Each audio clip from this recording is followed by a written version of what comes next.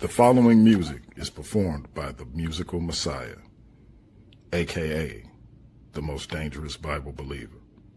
Please be advised by how hard it hits.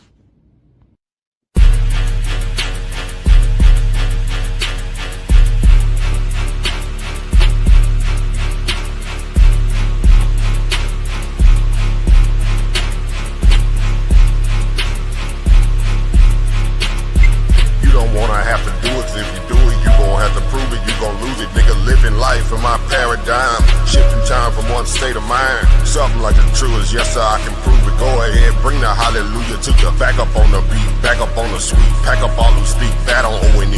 You don't wanna have to do it, 'cause if you do it, you gon' have to prove it. You gon' lose it, nigga. Living life in my paradigm, shifting time from one state of mind. Something like the truth is, yes sir, I can prove it. Go ahead, bring the hallelujah to you. Back up on the beat, back up on the sweet. Pack up all who speak bad on O&E. You might know that Neo love, but Neo love O&E above. Switching lanes in the turning lane. Old school, no roof above. Carpool, no room for her. Bitch, you cartoons, we gets it up. We check the sources, you listen to voices. You are not living like us. You say you creeping in houses and all of the monsters is living in fearing of us. Pussy, we are not monsters and we are not pouncing and we are not giving a fuck. We up the score on you niggas. We done outgrown out you niggas, nigga. Yeah, with DM the G, Craig and the Craig and nobody. They saying Judah the Nash, but he be trash. Bring me the bag. Why the fuck would you brag with? No, you ain't living that bad. You are not rad. I take your choices and put them inside of a bag. Smoke them like hash. Then dump out the ash and now the pussy on the crash. You don't wanna have to do it, 'cause if you do it, you gon' have to prove it. You gon' lose it, nigga. Living life in my paradigm, shifting time from one state of mind. Something like the truth is, yes sir, I can prove it. Go ahead, bring the hallelujah to you. Back up on the beat, back up on the sweet. Pack up all who speak bad on O&E. You don't wanna have to do it, 'cause if you do it, you gon' have to prove it. You gon' lose it, nigga. Living life in my paradigm, shifting time from one state of mind. Something like the truth is, yes sir, I can prove it. Go ahead, bring the hallelujah to you. Back up on the beat, back up on the sweet. Pack up all who speak bad on O&E.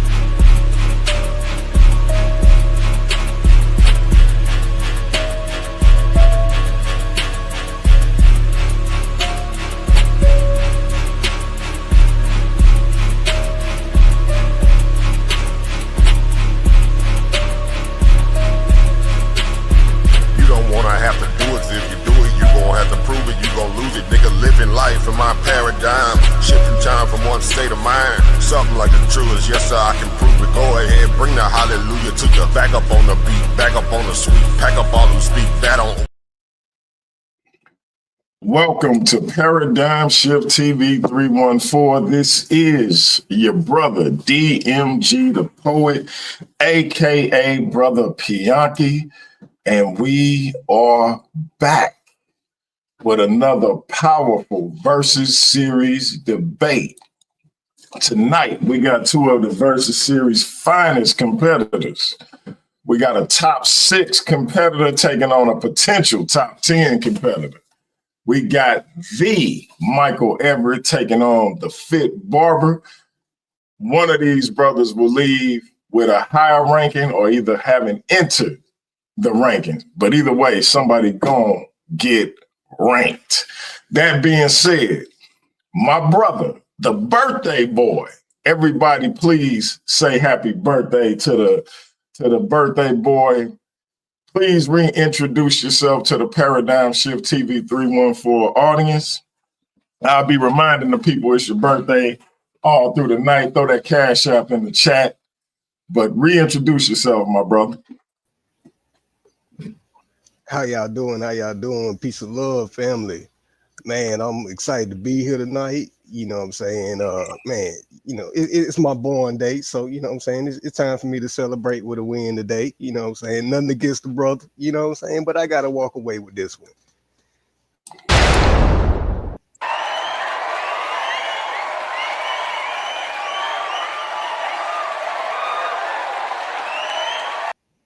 No doubt, no doubt. We got to celebrate the brother birthday. He say he's celebrating with a win, but I think this other brother got something to say about it. Brother, please reintroduce yourself to the Paradigm Shift TV 314 audience. What's going on, everybody? My name Mike, the FITBARBER.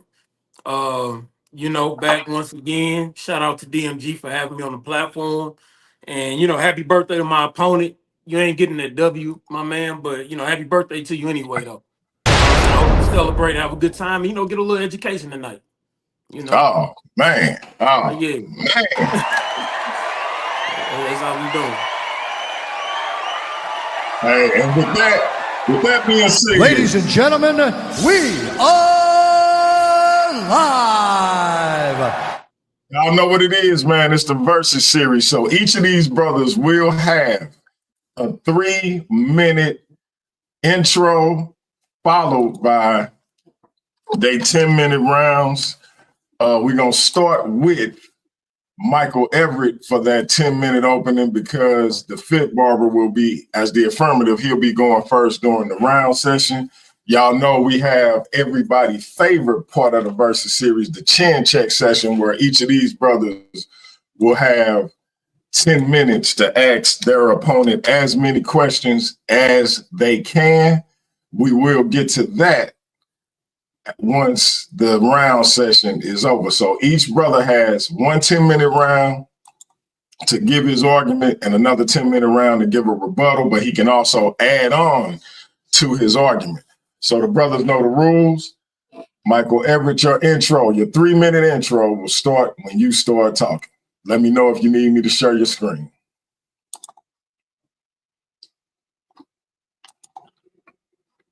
Unmute your mic.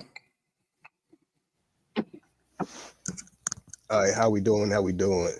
So first I wanted to start off sharing my premise on what is Black culture in America. First and foremost, we have to recognize, for a large part, how we actually got to this point, how we actually came to America. We actually, went through a lot when it came to the events of the transatlantic slave trade. And a lot of our culture today is actually defined by those events. Now, although we went through a set of severe trauma, they gave us a lot of severe issues later on when it comes to, trusting the, people in the social environment. But at the same time, our unique way of life and our experiences is what actually define who we are today as survivors of that particular event. A lot of us actually, joke around when we come to talk to other people about, how Black they are because they don't eat certain things and, what they, do or don't do. But that actually, does play a large part into who we are, because a lot of us, in fact, do tend to eat those, we'll say, cultural cuisines like souse meat or chitlins or pig ears. And a lot of other Black people within the community feels like that, that's something that's somewhat outdated because, they say that we don't live in, change anymore. So you don't have to eat like that, brother. But, what we went through, we basically took what we had and we created gold out of it because we had nothing but scraps and we turned it into a meal every time. And a lot of things that we do eat today, we tend to call soul food because, that is something that actually came from the heart. We got together within those communities, even when we were in change, and we shared with each other, everything that we had. And we 1 minute, Mike, 1 minute. Thank you. And we ended up coming together as a community because of those experiences that we shared, especially during slavery. So even though a lot of people tend to look at what happened to us as being a very negative thing, which it was, there's not always something, that you can take out of that, there's going to be good or bad. It's going to be a little bit of both on each side. But without a doubt, we did survive what we went through and we came out with a different culture that is somewhat unique in this world itself, but also at the same time a part of our heritage from Africa. All right, all right. And that brother got finished with a second to spur.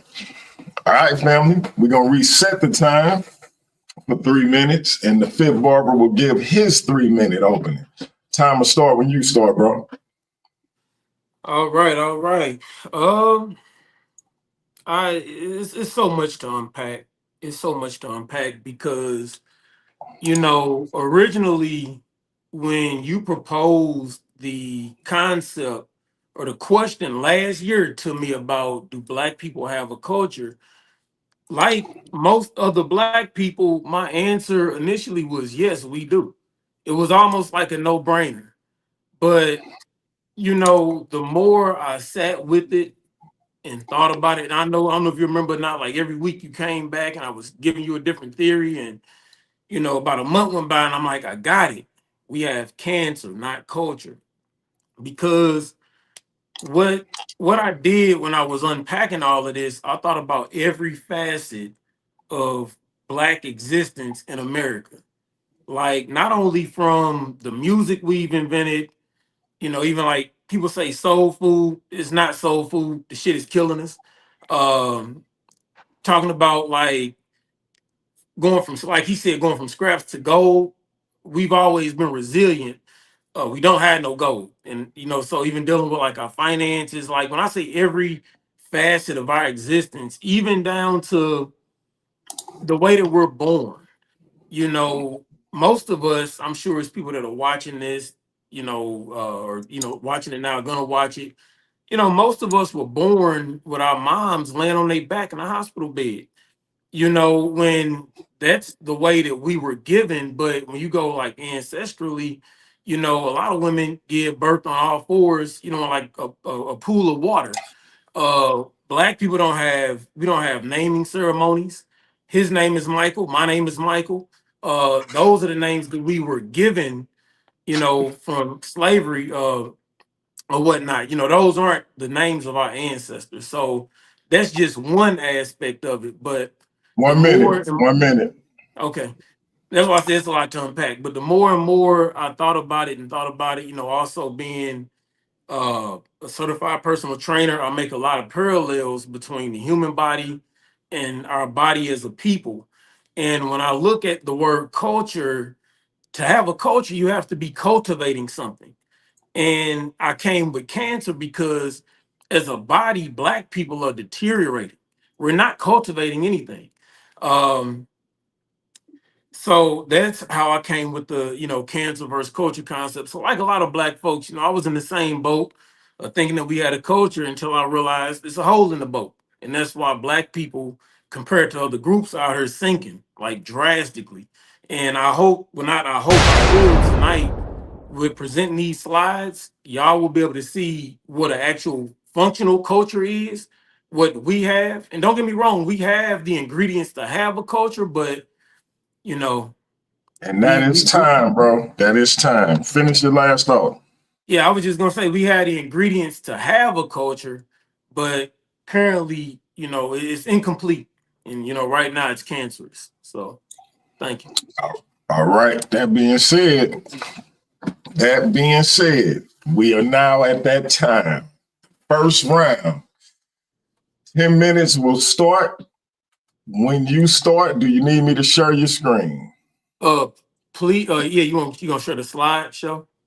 Correct. Yeah, pull it up. Yep. We're gonna be you can pull up the first slide and we can go from there. All right, let me hit present, share screen, and we'll pull that up. And then we'll go to the slideshow. And all right, let me make sure that it's actually changing. Let me know if the screen is changing. Did the screen just change? Yeah, that's the second slide. So yeah. Okay, and it went back to the title screen. Yep. Okay, good, good, good. I was having some issues when I was on Sonetta where my screen was not sharing for some reason, so I just wanted Uh-huh. to make sure it was good. All Oh, right, okay, okay. time to start when you start, and you just tell me when the switch slides. Okay, I got you. I got you. So, as you see, the title "Black People Have Cancer, Not Culture." As I said, the more I really sat and thought about it, unpacked it a little bit. As bad as I wanted to think that we had a culture, I really thought about what a culture is, and just Black people, our current condition in America. And first off, I thought about cultures of all living organisms, not just people, but from people to, insects, So what took me there, we think about culture, Black people don't have communities. You can go to the next slide, DMG. So, community is important because without a community, you can't have a culture because your community is your culture at work. Real quick, functional community is a grouping of people who come together and organize for their own self-interest rather than misdirected altruistic interest. Here's an excerpt I took below here from Powernomics by Dr. Claude Anderson. Today's Black neighborhoods no longer qualify to even be called communities because they no longer have a network of Black business or a group code of conduct. Today, Black neighborhoods are primarily where the majority of Black people eat and sleep. They do not embody the criteria for a functional community. So once again, in terms of community, that's very important because, when you think about other actual cultures, you have Chinatown in most cities, you have Little Italy in most cities, you have Jewish communities in a lot of cities. Also, let me go, you can go to the next slide, DMG. In those cities that where I talk about people having, communities, you got to think about the 5 pillars of a community. I got to be able to feed you, fund you, house you, educate you, heal you. Um, in our hoods or neighborhoods, hoods, whatever you want to call it, we don't have that. So once again, uh, how will we house our culture? Because we don't have communities. We don't even have the pillars to even have a community. But the thing about a culture is a culture dictates what you value. And the way that your community is going to look is going to be centered around your value structure. um I know I'm limited on time. I got a lot of slides, so we're gonna go to the next one real quick. Oh, the next slide, that slide for, okay, you on there. uh so now that we covered community, what a community is and why it's important to a culture, here's culture. So culture is shared beliefs, values, behaviors, and practices of a group of people passed down through generations, encompassing everything from language and customs to art and traditions.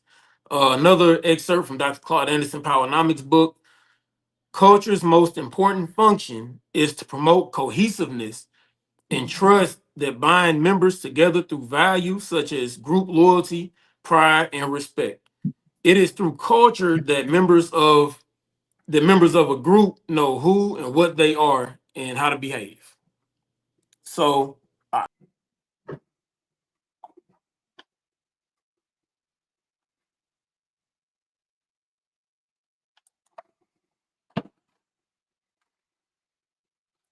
Did you freeze up? Oh, we lost him. Let me stop the brother time at 6 minutes. Look like he fell off. Did we get him back? Hold up. All right, we got the brother back. yeah, we still on slide 4. Okay, okay. All right. Yeah, so once again, understanding that definition of culture, as I said, Black people, for lack of a better word, we call it a culture, but more than anything, it's really shared experiences. Because another thing that I stress to people about culture is if you don't own it, is not yours. And later in this presentation, I'll break down the numbers of everything that Black people do and the amount of ownership and the stake that we have in it. You know, so it is paramount to understand that yes, we've been innovative and we've created things, and that's great. However, if you don't own it, it's not yours. Own it or control it, it's not yours. It's just a shared experience. This next slide, you know, cultural identity. Cultural identity is a part of a person's self-conception and self-perception. It is also the lens in which you view yourself, your people, and the rest of the world. However, as Black people, we tend to see ourselves and the solutions to our predicaments through the eyes of non-Blacks. And here it is, 2025, and I mean, it's still taking place. Like in most recent time, you know, everybody's mad because Target is rolling back DEI. So once again, that's a situation of where we're in an uproar because somebody else is telling us to be mad. You know, we're not moving as a unit. When you look at the numbers on DEI, we're at the bottom of the list on benefactors of DEI. You know, so once again, that taps into cultural identity, and also with us lacking cultural identity, that's another reason in politics. You know, they always try to pander the Black vote because they know some Black people may sway left, some may sway right. We don't have a collective identity, Black people as a whole. Now, do I think there's maybe some subcultures in America? Potentially, but for us Black people as a collective having a culture, we don't have that because even with cultural identity, that's why a lot of brothers don't want to be called Black. Some want to be called Israelite. You know, we all over the place with it. You know, so some don't want to be called African American. So it's so much going on with cultural identity. You know, let's go to the next slide, which is 6. Traditions, cultural traditions. Um, in the Latino community, they have a quinceañera, where where it's a age celebration for 15-year-old girls. They also do Dia de los Muertos, which is the Day of the Dead, where uh, they honor their deceased loved ones. In the Native American nations, they have powwows. They do Sundance, which is sacred rituals involving prayer, fasting, dancing, and communal healing. In the Asian community, they celebrate the Lunar New Year, and that's by the Chinese, Vietnamese, Korean Americans. Diwali in the Hindu is the festival of lights, marked by lamps, fireworks, and sweets in the Indian American community. And also Oban Festival, which is a Japanese tradition where they honor ancestors with lanterns and traditional dance. So once again, with cultural traditions, cultures have traditions because your traditions is what keep your culture alive. It's literally the pulse to your culture. Right now, Black people, we don't have traditions. Eating black eyed peas on New Year's Day, that's not a tradition. Because once again, in my city, some of us do it, but it's not something that Black people do as a collective.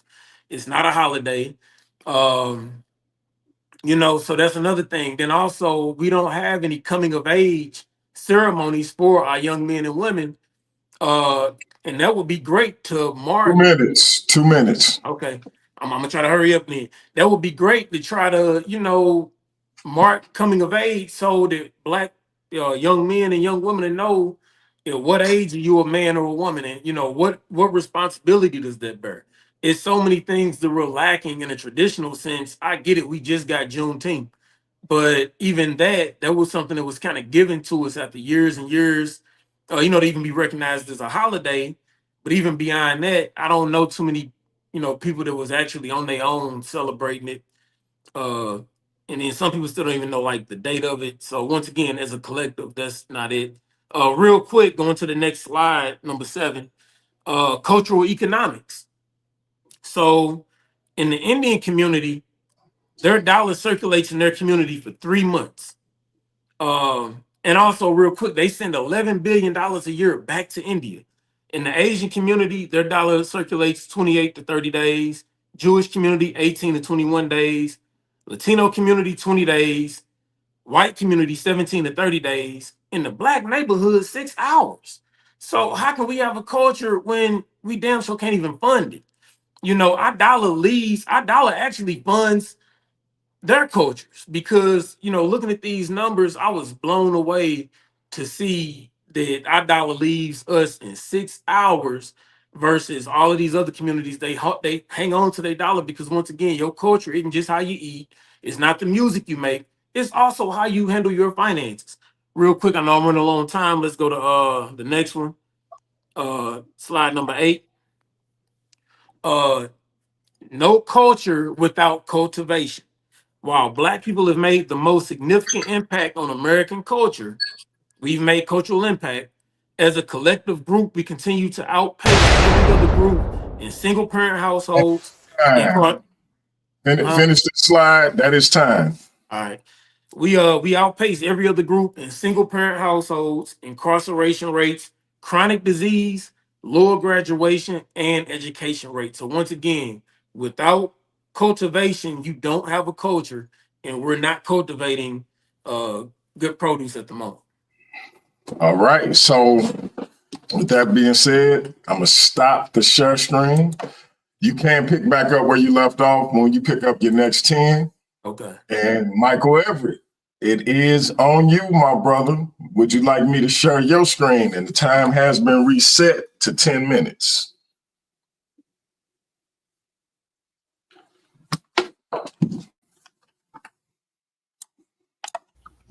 Yeah, 1 second here.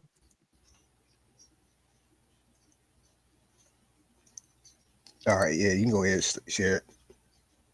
All right. I don't see it on the screen, bro. So let me know when you got it up. Oh.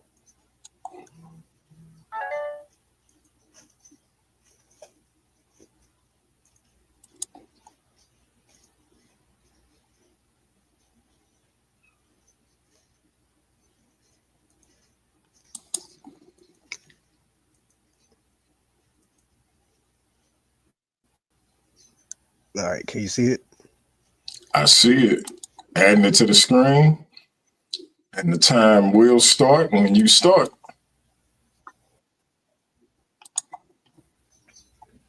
All right, so first off, I want to go into how we actually define culture. All right, so just like the brother was saying, we can't necessarily take hints from other individuals outside of our culture about how we function as a whole. So according to the definition, the customary beliefs, social forms, and material traits of racial and religious or social groups, also the characteristics of features of everyday existence, such as diversions and other way of life, shared by people in a place of time. So, like I said, the first thing we have to take a look at is how we came to America. We came to America as slaves, majority of us. So, like I said, we had very little to begin with. The only thing we had was the memories of our homeland.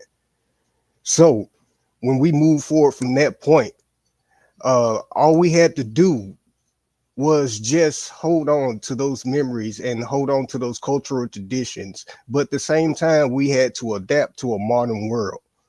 So as we were adapting to that modern world, to existence that we never knew, we started to develop a different way of doing things, even in comparison to our English counterparts. All right. So we want to take a look at some examples of African American culture. All right. So one thing we always recognize is that family is a deep part of our tradition when it comes to our culture, because just like the brother was saying, he feels like that we're not a knitted community. We're not moving as a unit, but at the same time, This is a concept that has been passed down time and time again throughout history from our grandparents and even from their parents as well. This was the only thing that kept us together when we were experiencing those hard circumstances during slavery. It was the bond between the husband and the wife that helped us survive the struggles that we were going through. Uh, and another example we want to take a look at is some of the religious aspects that also took place during that interaction. You had a lot of individuals that brought over their brought over their culture with their deities, like the Yoruba culture, and how they mixed in with some of these Christian Mike, beliefs. I stopped your time. Did you switch your screen? Oh,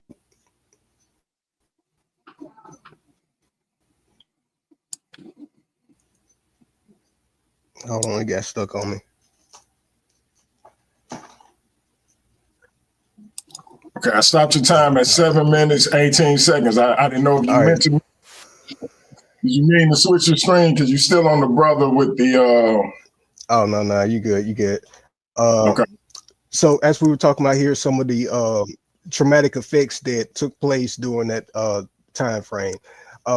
We actually had a family community, a sense of being, because it was that unity that kept us together during that time period when we were going through all those struggles, because it was so much that was tearing our families apart, even to the point where they were taking children and separating them and taking them to a whole new place in time, and they were having to grow up pretty much on their own.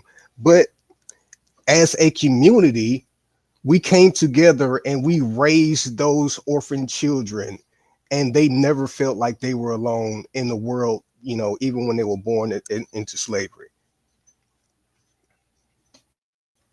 All right, so we want to take at some of the cultures that that was inspired by slavery. All right, so some of our musical traditions was actually very unique. Even today, a lot of the Christian music that is sung in churches all around America is actually inspired by the hymns that were sung from slaves that were singing in the field. We also take a look at some of the instruments that were created. I'm pretty sure some people already know this, but the banjo was actually created by African slaves. During that point in time, we brought this instrument, Mike, which was a traditional. I stopped your time again, brother. Your screen is not switching. I'm not sure are you switching your screen? Are you changing I'm still on this slides? one right here. Okay, my bad. I'm just making sure because I'm like, okay, I'm still we good. on this one. I'm finna change in a second though. Gotcha. I'm just making sure we good. Go ahead. You good. So we want to take a look at something else here. Soul food, for example. Like I said, this is something that traces back all the way to the events of slavery as well. Back during the time where we were given nothing but scraps, and pretty much we were thrown chitlins and the guts and all these leftovers to chicken feed, because of course they didn't consider them to be nutritious. But we also created meals out of that. Gumbo is one of these such meals that we actually created, and it's a meal that is very popular around America today. There are a lot of cuisines like Creole cuisines that were actually inspired by slavery. A lot of these cuisines actually came over from the Caribbeans, from the Haitians as well. So a lot of our cultural traditions today still resemble the cultural traditions that we would have followed if we would have still been over in Africa today as well. So I don't necessarily see that, taking that outside look at our culture is, oh, such and such, they have these dances or they do this. We have our own unique way of doing things because we were separate from those individuals and we had to grasp onto a new identity. All right. So some of the examples we look at here are some of the unique languages and dialects that we actually created amongst ourselves. And this is transition all throughout history, even till today. Some of us probably remember our grandparents or parents saying stuff like jive turkey and give me some thigh, give me some skin, you know what I'm saying? And now today, you know what I'm saying, we say, hey, bro, give me some dap, you know what I'm saying? Show me some love. Hey, kinfolk, you know what I'm saying? Hey, nephew. We have a very unique dialect, even within our own culture, that separates us from our counterparts that we, you know what I'm saying, live next to here in America.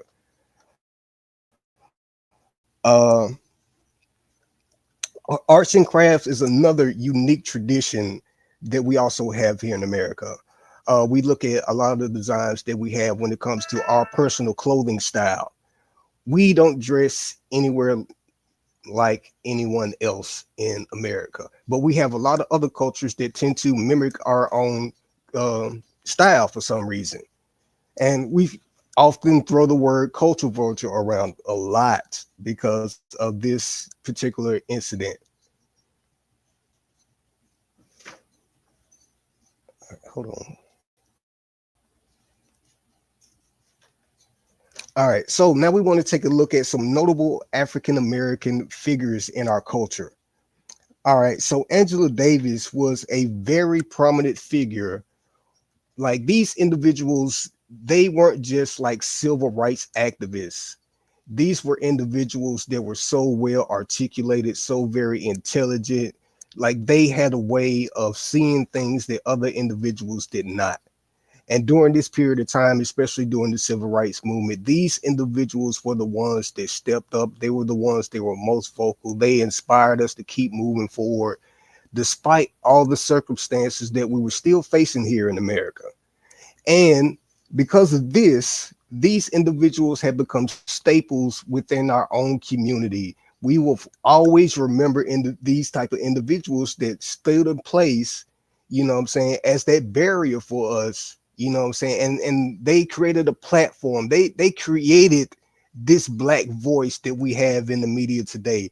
These individuals that came before us. Marcus Garvey was an individual that everyone today loves and respects for his work in the community. He was someone that tried his absolute best to get everyone involved in what they call the concept today of being Pan-Africanism.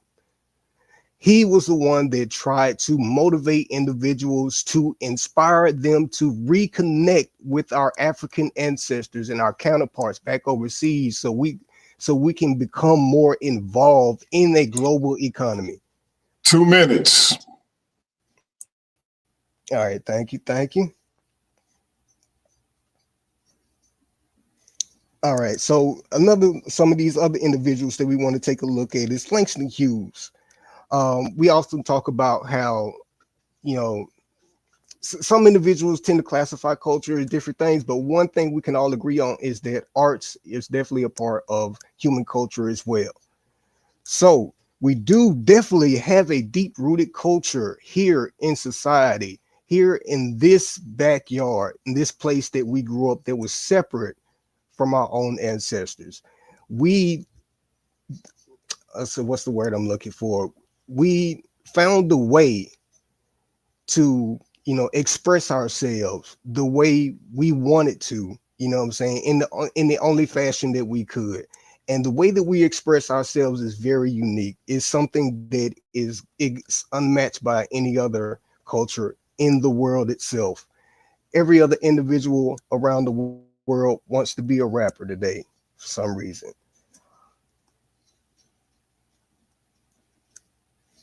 All right, and I digress for the rest of my time, sir.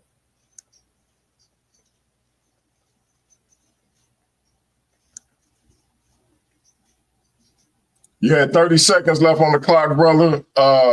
Just so you know, I asked, what was it, a couple of times if the slides was changing. They did not change off of that first slide, bro. And I don't know if that was on purpose or what, but that's what I was trying to ask you. I don't know if I wasn't clear or what. Wait, it still didn't show the rest of them? Nah, that's why I was asking. Oh, man. I'm sorry about that. I probably should have checked chat to see what was going on. But can you see these now? It just went to another one real quick with the three brothers on it. But yeah, that's what I was trying to ask you. And when you said you good, I was like, Oh, okay. I guess he's not trying to change him. I ain't know. I was like, okay. So you were Oh, see, changing. man, because I was looking at my presentation, so that's why I didn't see it changing on the stream, y'all. But can you see me going through these now? Yeah. We can see it now. Yeah, that's why I was like, what is he changing slides? Because he's saying different information. That's what threw me off. But yeah, I don't know. Like I Oh, say, maybe I should have been more clear. yeah, I apologize about that to the audience. That was my fault. I probably should have been checking, but I was actually looking at my presentation and kind of following off that as I was going along. So that's why I didn't notice. I thought it was actually starting to change after that. Okay. Is there anything you want to do with these last 30 seconds? No, bro. You know what I'm saying? I feel like I don't went ahead and did well on my opening for that. I apologize. I said again about the slides not showing through. Okay, gotcha. So we're gonna reset the time for 10 minutes. We're gonna turn it back over to the Fit Barber, and we're gonna stop the screen share for our brother Michael Everett. Let me remove from screen. And all right, Fit Barber, it's on you. You need me to share the screen again? Yeah, because I got hella more slides. But right now, before we get into that, I got a couple of things I just want to address real quick. Um, you know, a lot of what he said is factual in the sense of how great black people are. I think anybody watching, anybody that just know about black people, like we're great. You know what I'm saying? But uh as I said previously, and I think the issue that we have in here, why there's a disconnect with this understanding, is because black people, we use so much slang. I think we get so far away from what a word actually means. Like, so even with saying that we have a culture, no, we have shared experiences, but I think we get so used to saying, oh, it's the culture, it's for the culture, that we don't even take time to think about the etymology of the word. I'm gonna make it real simplistic. We've all been to the grocery store. When you walk in and there's fruits and vegetables, that's called the produce section, because that produce is a product of agriculture. You know what I'm saying? So once again, because agriculture, you have to cultivate something, and produce is the product of that. When I look at these numbers and I look at what black people are doing, our numbers are regressing, not progressing. We're regressing. Another thing, the brother mentioned Marcus Garvey in the Pan African movement. Marcus Garvey comes from Jamaica, so he actually had a culture. He's not African American, he's Jamaican. So that's another issue, maybe as to why his thought process was different. And he had the motion that he had, but also going back to, Jim Crow era, I do think that we did have more, family pride, more men in the household. So that right there, when they did what they intentionally did to remove the man out of the household, it's like a chicken with his head cut off. But we can jump it back into it real quick. Slide number 9, real quick. All right. Be the next one. So the reason, now we're getting into the cancer. Cancer or abnormal cells that divide uncontrollably, forming tumors and spreading to other parts of the body, a process called metastasis or metastasize, whichever one you want to say. Now, if you look at this diagram, you got the normal cells at the top. They in sync, they uniform. That's how your cells should look. The cancerous cells, look at those. They're not in a good form. They variations of shapes and sizes is abnormal. We can go on to the next one. So this clip right here, domestic violence. The reason I wanted to address that is because at the end of the day, at the foundation of a community is culture, and at the foundation of a culture is the male and female relationship.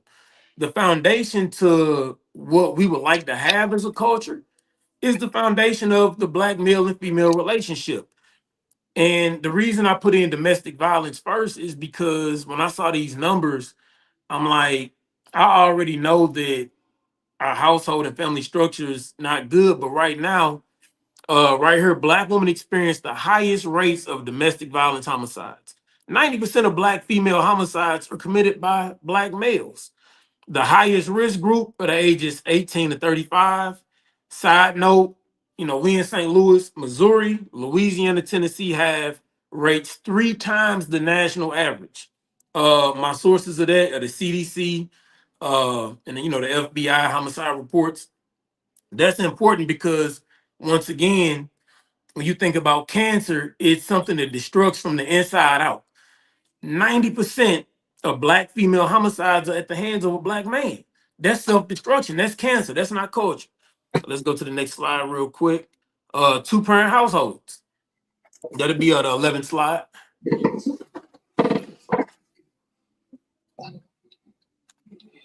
I got it. All right. So two-parent households. Indian children, 86%. Asian children, 80%. Arab children, 75 to 80%. Jewish children, 75%. White children, 70%. Latino, 60%. Black children, 35%. 35%. So once again, we already looking at the black male and female relationship. Now we're looking at the two-parent household, 35%. So how can we begin to cultivate or say that we have a culture and try to cultivate something great when our black kids 35%? So that means out of 10 people, 3.5, 10 kids, 3.5 kids that are black are coming from a two-parent household. And that's going to lead to other, malfunctions in the process of trying to create a culture. Let's go to the next one. That's the 12th slide. The marriage rate. And like I said, I have my opinion, but these are numbers. Numbers don't lie. The Indian community, their marriage rate is 71%. Jewish community, 71%. Asian community, 59%. White community, 55%. Latino community, 45%. Black neighborhood, 31%. Also, black men interracially married 23% of the time, 75% being with white women. So once again, talking about 100 years ago, how the family were together and all of that, that's great. I do think that pre-1970s, when they really started dismantling black communities, that's when the black marriage situation messed up. But right now it's 2025. To say that we have a culture when black men and women aren't even getting married, our kids are the least likely to have a two-parent household, what are we cultivating? It's almost like me telling you to, plant a seed to grow a tree, but only give it water and no sunlight, or vice versa, only give it sunlight, no water. You need both elements to, cultivate something.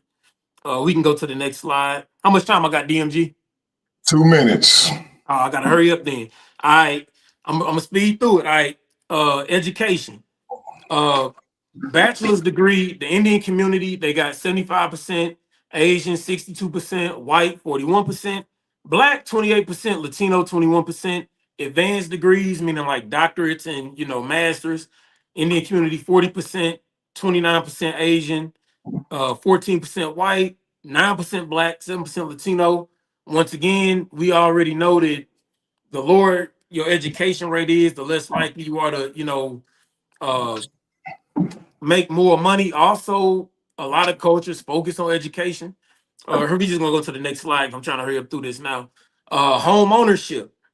Once again, the Jewish community, 75 to 77%, white households, 74%, Indian, 72, Asian, 61, Latino, 51, black households, 45%. So once again, going into the economics, how can we talk about generational wealth and cultivate generational wealth? Well, look at our education numbers, look at our home ownership numbers. Real quick, I gotta go to the next one. Hold on, actually, I'm gonna skip down because how much time I got? You have 1 minute. All right, I'm gonna skip down to the 18th slide. because a lot of times we talk about soul food and how oh, it's soul food and this and that. No, we put, like I said earlier, we put the dye in diet. Uh, Black people, we rank number one in high blood pressure. 58% of black adults have it. Number one in diabetes. Number one in obesity. Number one in heart disease mortality rates. Number one in chronic kidney disease. Number one in asthma. And also, blacks are 2 to 3 times more likely to die from asthma related issues. And then also, other communities like white people have more cancer than us, but we had the highest mortality rate. So once again, when I look at our diet that we say soul food is ours, it's killing us. And at the end of the day, when you think about a culture, cultures have systems of self-protection. No other group of people is eating food constantly that's killing them, and we only make up 13% of the population. Real quick, go back to the slide to 17. We had the highest incarceration rate. That's We have black people make up 13% of the huh? that's time. Finish your thought. All right. Black people make up 13% of the US population, but we account for 33% of the prison population. Incarceration rates for blacks are 5 times higher than that of whites. So once again, it goes back to, if we have a culture, I just gave you how the food is killing us. Economically, we're not doing well. Home ownership, two-parent households, every facet of our lives, we're not doing well, and our rates are just outrageous. So I'll let you, get back to Hold on, real quick. Okay. All right, Michael Everett, you are going to be headed into your second round. We're gonna make sure your slides moving this time before we get to I don't. moving. Like I say, I apologize if I wasn't clear in my questions when I was asking if you was moving your slides. I was trying to let you know, and then I'm like, well, maybe I'm like, I guess he got something going on that I'm not privy to. When you said you was good, I'm like, I was like, man, he reading different information, so I feel bad too because maybe I wasn't clear. Yeah. That being said, like I said, we're gonna make sure they moving this time, and also for the Fit Barber, what you didn't get to, you can use that as a means to ask questions during the chin check session when you have your 10 minutes to ask questions. So shout out to Neftali's new school of thought. Her and our social media champion, Dr. Too Sweet, have a powerful debate coming up on creation versus intelligent design on the 8th of this month. That is a Friday. We will be promoting that heavy on both her side and our side, and it's going to be a dual stream. Shout out to Domo. Shout out to this toothpick of an individual called Notes from the Underground. Appreciate everybody that's in the chat chiming in.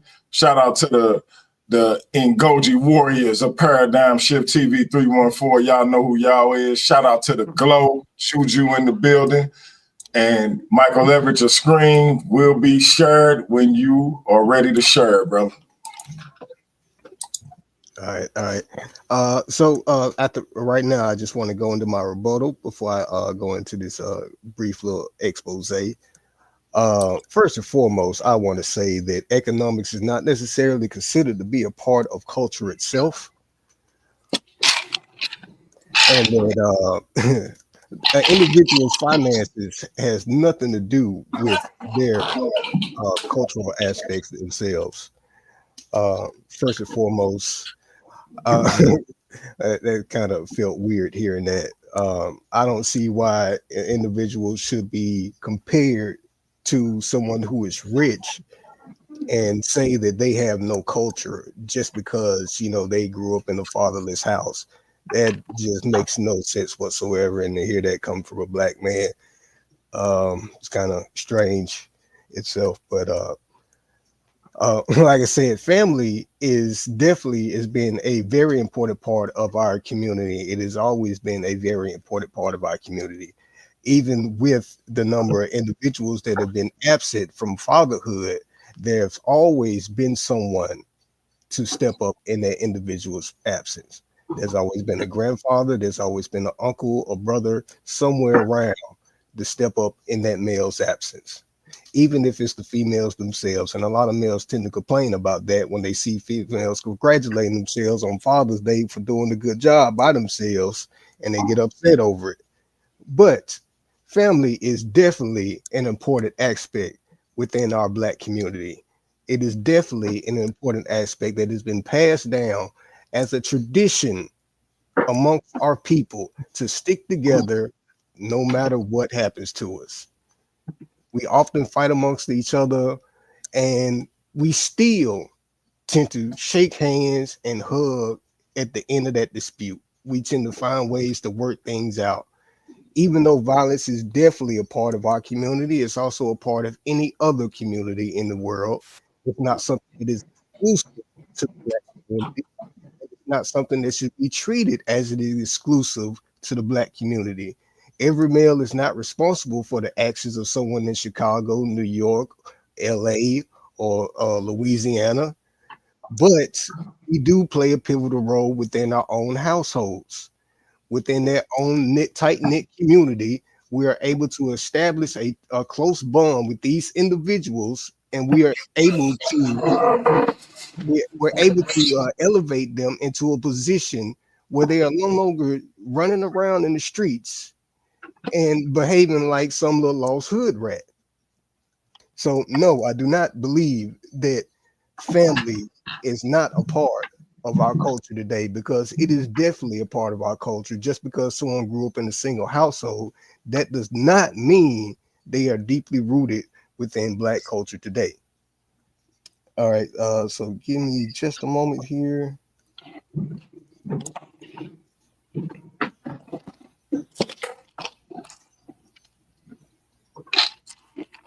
Do you need to stop your time, bro? No. All right, can you see this? Yes, sir. Culture, when it's literally the most influential culture in the world. The way they speak, dress, move, and their countless creations. African American culture is everywhere and copied by people of all backgrounds. Their culture is all about soul, soul music, soul food, soulful language, and soulful creativity. They put soul in the most common activities and completely elevate it. This culture encompasses African traditions passed down through generations, but mostly new elements that they developed. African American culture includes music that thrived during and after slavery. Enslaved Africans were forced to swap out drums with hand clapping and feet tapping because many enslavers banned drums after discovering they were used to communicate. And this is how spirituals and blues were birthed. Country music was created with the use of the West African banjo that is at the heart of the genre. White Americans laughed at the new musical style but eventually grew fond of it, and African Americans then moved on to create other musical genres like ragtime that was created by pianists in the late 1800s. They also created funk, disco, gospel, R&B, hip hop, and rock and roll. African American culture also includes DJing on turntables as an art form and folk music, which was created by enslaved Africans.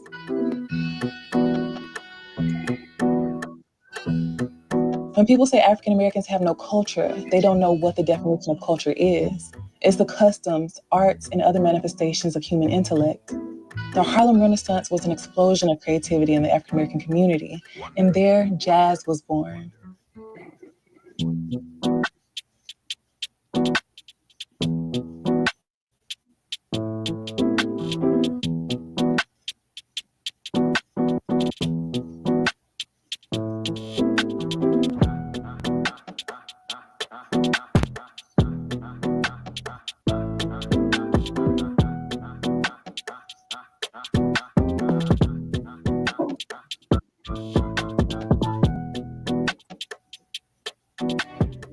African American culture is all about art.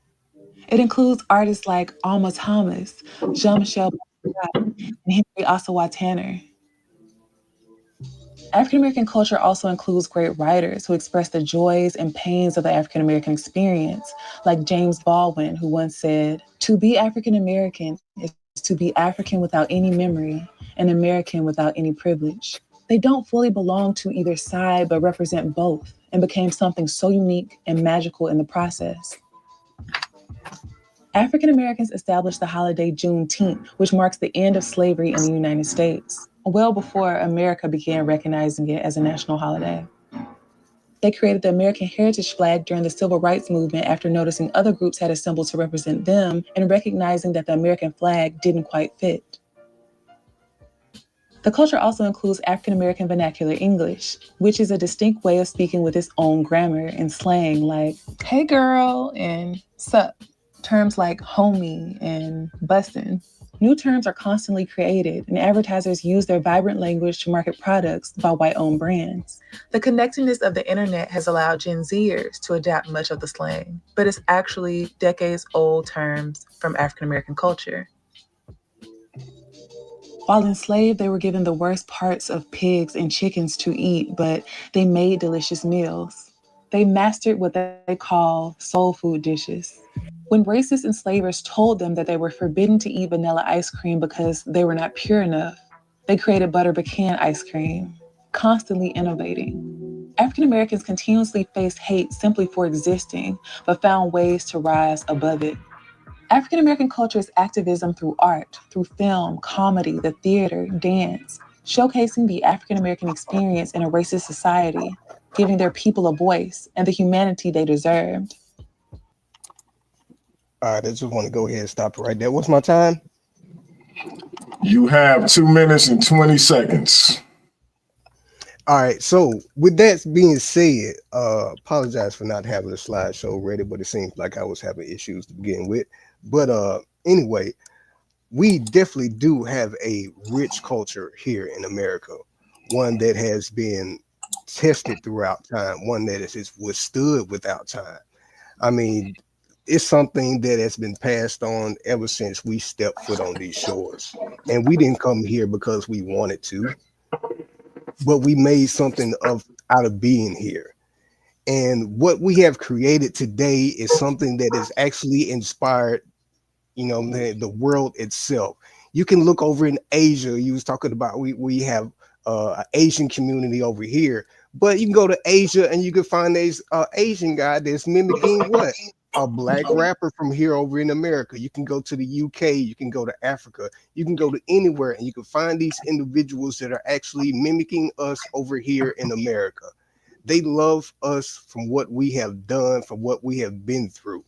There are a lot of individuals when we go to other countries where white people will actually experience some form of racism or some form of nationalism because they're American, but they will see us as being American and they will not even say a word to us because they understood what we have been through as being part of America. Just to be labeled as African American, just to be given that hyphen, they understood what we have been through, what we have withstood in America. So it's not something that has been taken lightly around the world. It's something that has been taken notice around the world. It's something that everyone has fallen in love with. It's something that everyone mimics and tries to replicate on a daily basis just to market their products. They love everything about African American culture, even though these individuals may not necessarily like to socialize with us based on whatever, any issues they got. But like I said, they definitely love us. They want to be us, but they can't replicate us. And I digress my time. Man. Michael Everett had 3 seconds left on the clock. We're going to reset it to 10 minutes because now we have everybody's favorite part of the Versus series. This is the chin check session. This is the part where each individual gets to ask as many questions to their opponent as they can. Now, it is the person asking the questions time. It is that person's 10 minutes.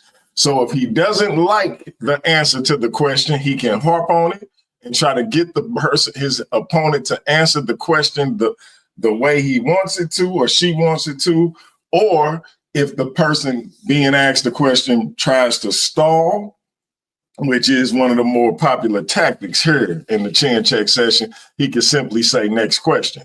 If it gets stagnant, then I will get involved and say, let's move this thing along, ask the question, answer the question, etc.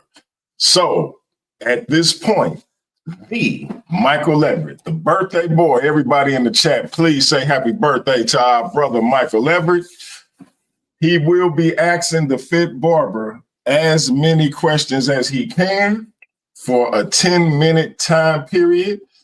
That being said, because the Fit Barber went first during the round session, Michael Everett will go first in this session. Remember, family, it is our brother Michael Everett's birthday. Please wish him a happy born day, a happy birthday, a happy solar return, etc., etc. That being said, time to start, Mike, when you start asking the Fit Barber his questions. All right. What's going on, bro? Man, So first question I wanted to ask, what do you feel is the role of a black man in culture, in African American culture today? Do you feel like he has upheld that role? do I think that black men today have upheld the role in our culture? Now, what role do you think we play, and do you believe that we have upheld that role? No, well, that's really a loaded question. I do think, or I ain't even gonna say think, I know that there have been intentional societal setbacks, you know what I'm saying, that has removed the black man from the household. I think and believe that obviously our role is to protect, provide, and lead our families. Right now, with us not having a culture, that's why we've been immunocompromised to the things that have taken place and set us all the way back. You know, looking at, you know, that video you played or whatever, it was a lot of imagery from like the early 1900s. It's 2025. You know, I would have liked to have seen imagery from right now. You know, you got 13-year-olds out here with AR-15 military guns. You know, and the thing about the single mother household, you know, at the end of the day, you said family was important. And my bad, hold on, it's your time. Go ahead. Here's the thing. Do you feel like that was an intentional thing that the black man did by destroying himself? Do you think that was something that he engineered upon himself, or do you think that was something that took place on the outside? Like, how was that? I think to answer that, I think it's a little bit of both. I think that originally it started from an external source, but right now I would be completely foolish to negate the role that black men and women play in our own self-destruction. It's like a cigarette smoker and a cigarette company. Who do you blame? You know? Do you think that it was black males that separated themselves from their families during slavery? During slavery? No. That was, once again. Okay. What about up until this point? What do you think it was? What do you think is the main cause of the black man being separated from the family? Do you believe that? So that, once again, that's not a simple answer question. Let's dissect. I just wanted to see if you will agree that it was not the fault of the black man themselves and not something that they were taught. Because this is not something that is taught within our community to abandon our family, is it? I don't know. I think that, once again, originally there were measures taking place to, like I said, it's like a chicken with his head cut off, because go back 50 years ago, yes, there were things put in place. But once again, let's bring it to 2025. Anthony Edwards, who's a multi-millionaire basketball player, don't want to do with his kid. You know, but once again, I understand this is a repercussion of the breakdown. You know, it's been a lot of things broken down in our society. And then when you implement certain things like rap, you know, I love hip hop and I even love some rap, but I see how detrimental it can be to some because right now that's got a hold of a lot of people's mindset. Like I say, we constantly So see. Go ahead. every rapper does not make a type of music where they're celebrating, you know, being a baby daddy or this type of lifestyle. So What rap you listen to? The only rappers not doing that is Kendrick, J. Cole. But when you listen to mainstream rap, what would you listen to gospel rap?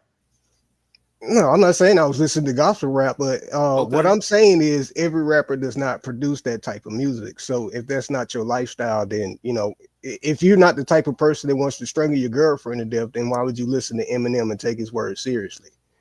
You know, that No. doesn't make sense to me. So I'm saying no, I'm just being serious here. Like if that's not if you're not a gangster and you listen to gangster rap, would you consider that person to be fake? If you're not a gangster, say that you said if you're not a gangster and you listen to gangster rap, that makes you fake. Would you not consider the person to be fake? Because they're trying to perpetuate a myth that they don't live, right? No, that don't even sound right, brother. That don't even No, no, sound right. and no, that's exactly what they're doing. If Because you listen to gangster rap and you're not if a a gangster, that rapper make you no, fake. if a rapper was doing the same thing, if a rapper was sitting up there talking about how he killed somebody, how he used to sell drugs, and it turns out to be an individual like Rick Ross, who was a correctional officer, do you think people would take him seriously? So you asked me, do people take Rick Ross serious? They definitely don't take him serious. But no, I was I just actually asking in I general. like Rick Ross. I like his music. I like it. But Everything about him, including the name, is actually fake. So I mean, that's exactly so why he ended up having issues in the industry because he was threatened over using that name. but let's get back to the point though. What so so the question you asked me, you said people that listen to gangster rap and not gangsters, they're fake. I'm saying the individual, if you're listening to that type of look, never mind. We're gonna move on. All right. Because that didn't that I So wasn't how much connecting with time I that got one. left?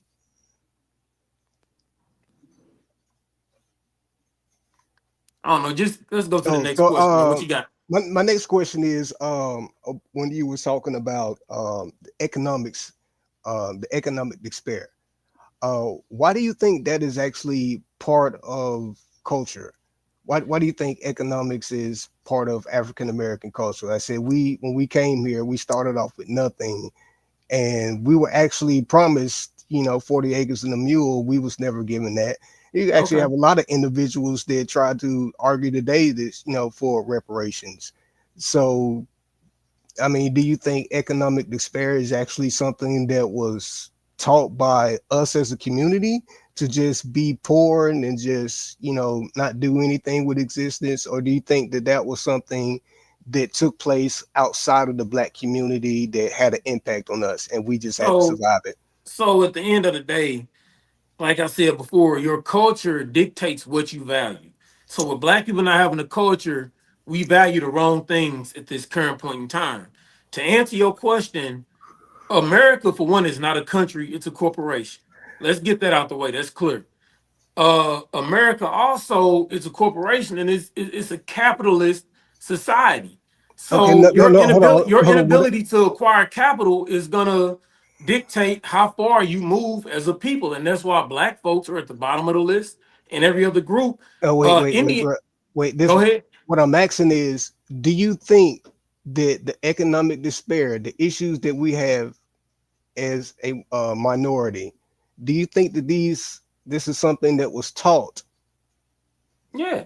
by Black family? It, Why? it wasn't about what was taught. It's about what wasn't taught. Because at the end of the day, black Okay, people so are 13%. it wasn't something that was passed down, right? It was The something lack of that took information, not having a it culture, not was knowing how to deal with money. Yes, that was passed down. It wasn't so we had to adapt to a new society, right? Is that what you're saying? adapt to a new society.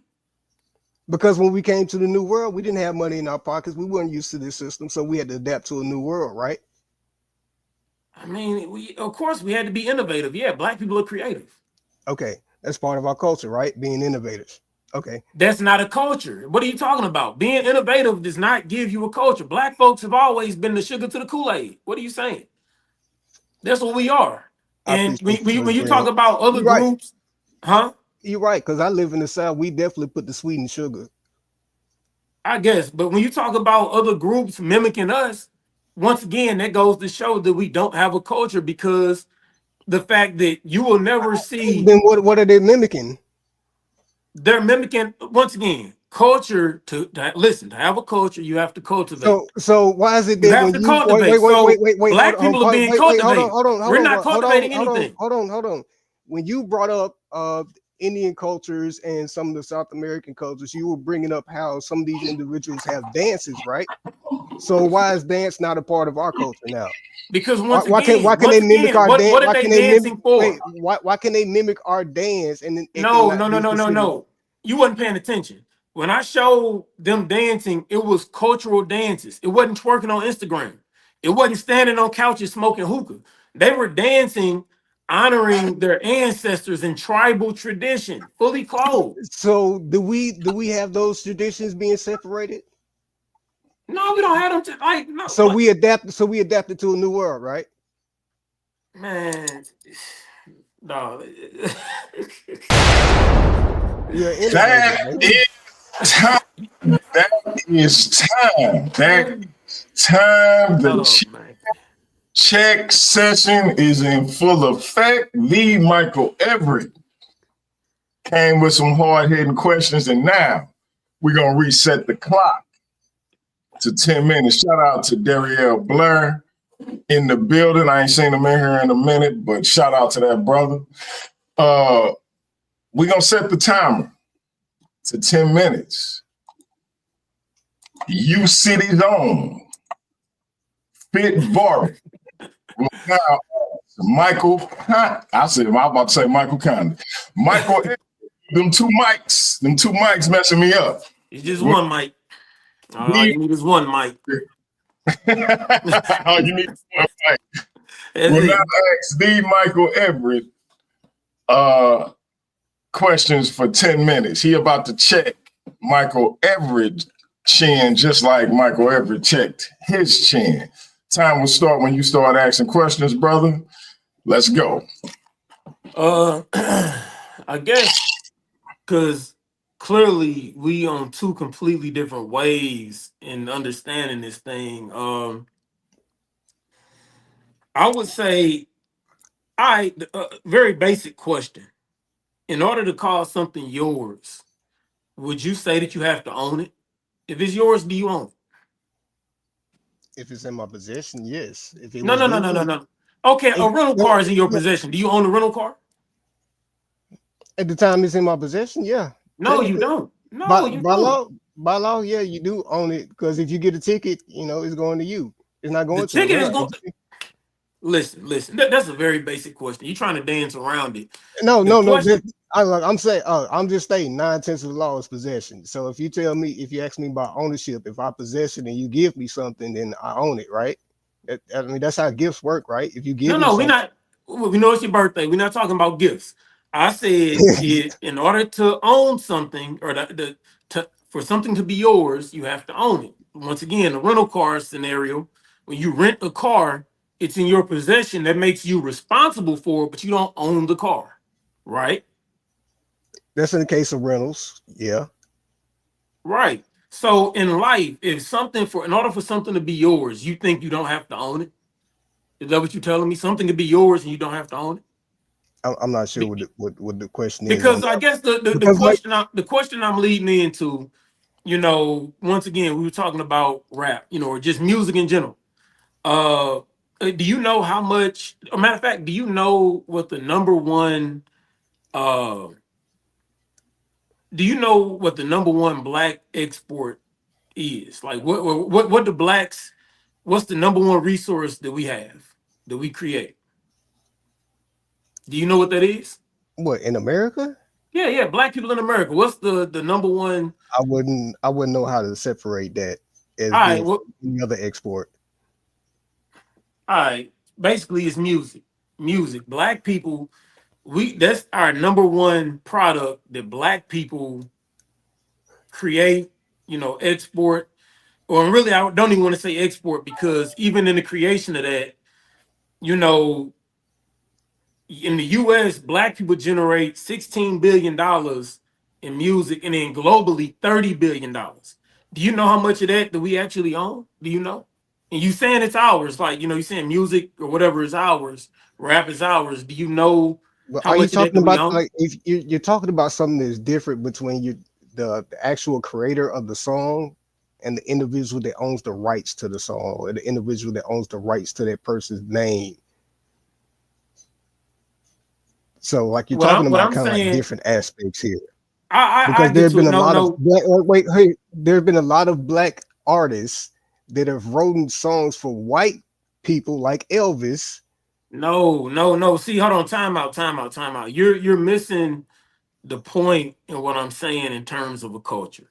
All I'm saying is that black people Or are you rap. stopping your time, or was you saying Oh, no, time no, no. out? I'm sorry. I was just telling him time out. Like, I wasn't stopping the time. You can keep it going. You can keep it going. Gotcha. Yeah. Nah, I was just saying in the sense that black people in America, rap music generates 16 billion. Globally, it generates 30 billion. And we only own 10 to 20% of that. So I get that black people are creative, but once again, cultures need finances. Black people being ignorant on what a culture is, we literally finance every other group's culture. We finance their generational wealth. Quick question: do you know the black expenditure and annual black expenditure? How much money black people are on pace to spend annually? Do you know this? No, go Yes, ahead. no. $1 trillion. So the thing is, black people, as you said, we talked about reparations. We asking for reparations. Black people annual expenditure is upwards of $1 trillion, but yet we still are failing in everything. So with that being said, can you tell me what black people are cultivating? I know we're creative. We know that we've made the best music. People mimic us. What do we cultivate?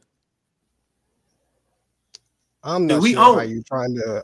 I'm not sure how you're trying to What I'm put the two asking, what I'm together as far asking, as being only. Wait.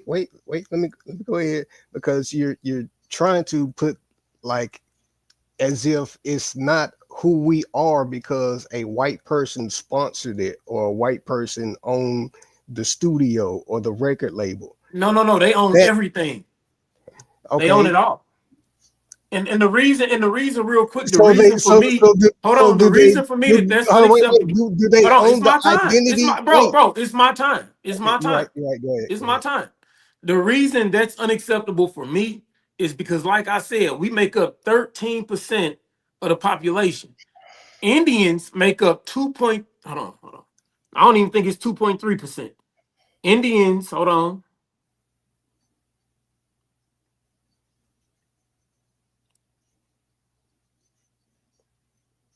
Yeah, we make up 13%. Indians make up 1.3% of the population. And they've outpaced us economically. Not only economically, educationally, relationship wise, their marriages or they get married at a higher rate. Every other group is outpacing us. So to say that we have a culture, but we're at the bottom in all of the numbers, from health, economics, education, relationships, is like, I'm trying to understand how you don't understand that is culture. Your culture extends beyond, we make good music, we knew how to tap dance back in the day. And like so that's the whole point that I'm making, and that's what I'm getting. And I'm trying to get more of an understanding of, like, why you only think that the things that are innovations and inventions is all it is to culture. Like that's not.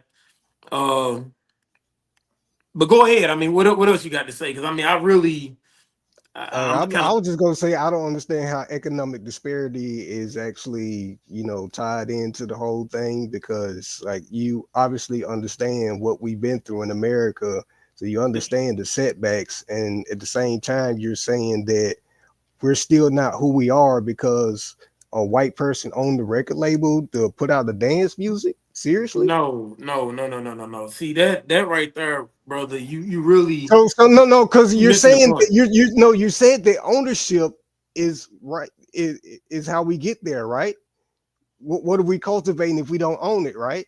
So I'm trying to understand, like, how is that an equal representation of who we are because we got sponsorship from Here, a white man? I'm gonna make it. Actually, I'm gonna Like, make it real like simple. do we have Hold on. You said individuals? you live in the South, right? You live down South, right?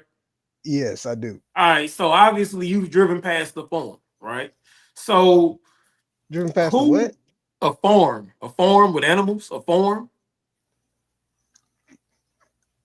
We'll go with that stereotype. No, Yeah, I've so been no. So what I'm saying is, who owns the farm, the farmer or the cows, the cattle? Who owns the farm? the bank, but we'll say the farmer. Right. So what I'm saying is, at the end of the day, looking at all that we produce and what we don't receive from what we produce, black people are literally the cattle of America. Every other ethnic group Who's the one? is literally Who's the one that produces the crop? The bank or the farmer? look in Both of these, America in who's the one? America these Who's the one that's responsible for creating the produce? The farmer or the cow? what I'm saying, and my analogy with that is at the end of the day, black people are the cattle. When you think about a cow, you can get steaks, hamburger meat, you milk it, you get milk, butter, ice cream, cheese. Black people produce all of those things, and yet we're still the cattle while the farmer is the one that's getting rich or whatever. And honestly, every other group is profiting off of black ignorance. Black So there, ignorance so there, literally is a so, so trillion there. dollar So what industry. you said? It's a trillion dollar industry. There are no rich individuals like Oprah that have donated billions of That's dollars to. individualism. That's not culture. That's not So culture. There's a what, hold on, what name of the makes you debate. wait? The What makes name you of the debate is, do black people have cancer or culture? We didn't say it's Oprah rich. Like, no, okay? we know that there's black millionaires, but without a culture, they're nothing but Okay. rich employees. So why look at only the negative then? Just like we're all poor. We're not all Cancer poor. versus culture. I Okay, so let me ask you this. guarantee. It's I my guarantee time. if It's you my time, look, brother. It's my time. It's my time. go ahead. Why you saying, why you only looking at the negative? If you go to the doctor and the doctor say, hey, you know, you got cancer, but you know, your blood pressure good, you know, your cholesterol is good. You don't care about that. You're gonna look at the cancer. I'm looking That at the cancer. Black people have cancer. We don't have a culture, and it's evident. The numbers are there. Regardless of what we feel and what our opinions are. is time. Time. Time. The chin check session, ladies and gentlemen. The chin check session. It's always the best part of the Versus series. And all I got to say to these two brothers is this.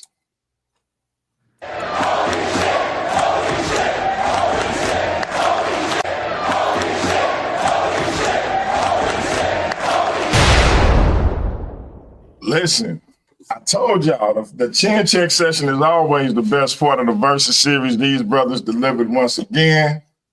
Got a little testy, but I'm gonna reset this clock because y'all got 2 minutes to close this thing out. And I thought this was another great entry into the Versus series.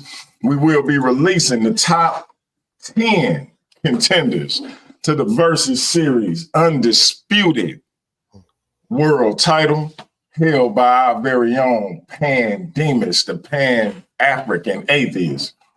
And FITBARBER is already number 6. Michael Everett is not ranked, but with a win over the 6th ranked debater in the Versus series, something tells me that brother can move up. The question is, will the FITBARBER move up with a win or will he move down with a loss? We will find out. That being said, Michael Everett, the FITBARBER started out going first in the round session. You started out going first in the chin check session, so you will go last in the closeout, which means we will start with the FITBARBER for this 2-minute closeout, and the time will start when you start, my brother. All right. Once again, thanks for having me on. Happy birthday to the other Mike. I do want to say black people have the ingredients to have a culture. However, given the current conditions and then the lack of knowledge, the lack of information, we not on the same page. In order to have a culture, once again, is housed in a community. And with that being said, it's all about cohesiveness. That's one of the key things. Your culture literally is the glue in which your people stick together. How many times have we heard, "Oh, black folks are crabs in a barrel," or black folks don't stick together? We've heard that time and time again because clearly there's a problem. Um, but as I stated, when you really dissect it and you look at the economics, the household structure, every facet of our experience in America, the way that it's been controlled by external sources, even down to, like the brother said, people mimicking certain parts of our culture, it shows that we have no barrier of protection.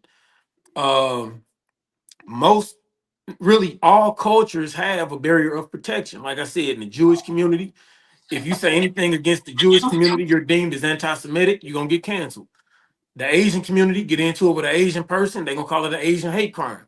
They have barriers of protection. Time and time again, with the breakdown of the family structure, we've seen our boys get killed, unarmed on camera, and it's of no consequence. Why? Because black people, they know the masses, the people that are pulling the strings on this, every group that is profiting off of like I said, the ignorance of black people, they know that we don't have a culture. And with us not having a culture, it's almost like not having a fence in your backyard. People can just walk through it, in and out of it. That is time. That is time. But finish your thought, bro. Yeah, so that's really how I'm wrapping up. And shout out to everybody for listening. And thanks again, DMG, for having me on. I appreciate it, bro. No doubt, no doubt. Michael Everett, the time is reset, brother. It is your time to close out. Time starts when you start. Man. I just want to appreciate everybody for sticking around for this debate. But I just want to say first and foremost, that is definitely not how culture is defined. We cannot at any point in time just look at an individual's financial standpoint and decide that they have become a failure in life for any particular reason. We understand that what we have been through here in America is something that is extremely unique, something that many cultures themselves have never really gone through. We developed a way of life that has been in spite of all we have been through. What we are today is a representative of what we have been through in the past. So we can't say that a female dancing in the street is something that is just undesirable and it's something that's not part of our culture. You might not like how she's doing the dance, but I guarantee you can go over to Africa and you can find a female that's doing a very similar dance that's actually a part of a mating ritual, a courtship ritual, where she's doing the dance and she's shaking her hips trying to attract the male's attention. But you're going to see that as it being a traditional part of African culture. But you see a young female doing it, and you think it's something that's absolutely disgusting, something that's cancerous to society. How is that cancerous to society when that same dance can be performed in Africa today and it could be considered to be a traditional part of their culture? So it doesn't make sense to try to downplay what we are today as saying, "Oh, well, we tap dance real good." Now that's something that white folks used to say. We used to call that being shucking and jiving. But that's not who we are. What we are is individuals that are incredibly unique, incredibly expressive with our talents, with how we display life itself. That is time, but finish your thought, bro. Oh, go ahead, bro. No, finish your thought. Finish your thought. It's all good.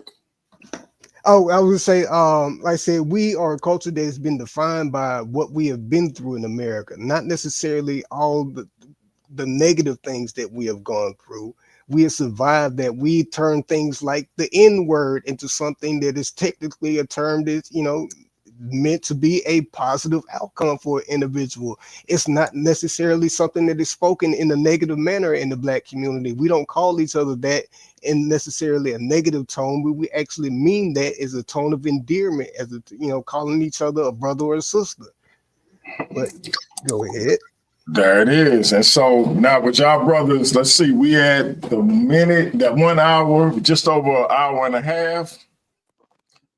Y'all want to open it up for the chat, or y'all want to move on, and I'll be having an aftermath show tomorrow to find out who wins and who loses. And I will let y'all know either way. If you can join us tomorrow, that'll be good. But if you can't, I will text you the results. I need the cash apps. You can either text it to me or inbox it to me. The Fit Barber already instructed me what to do with his. Yeah. If you change your mind, brother, let me know, and we still can't get We that good, worked we out. good.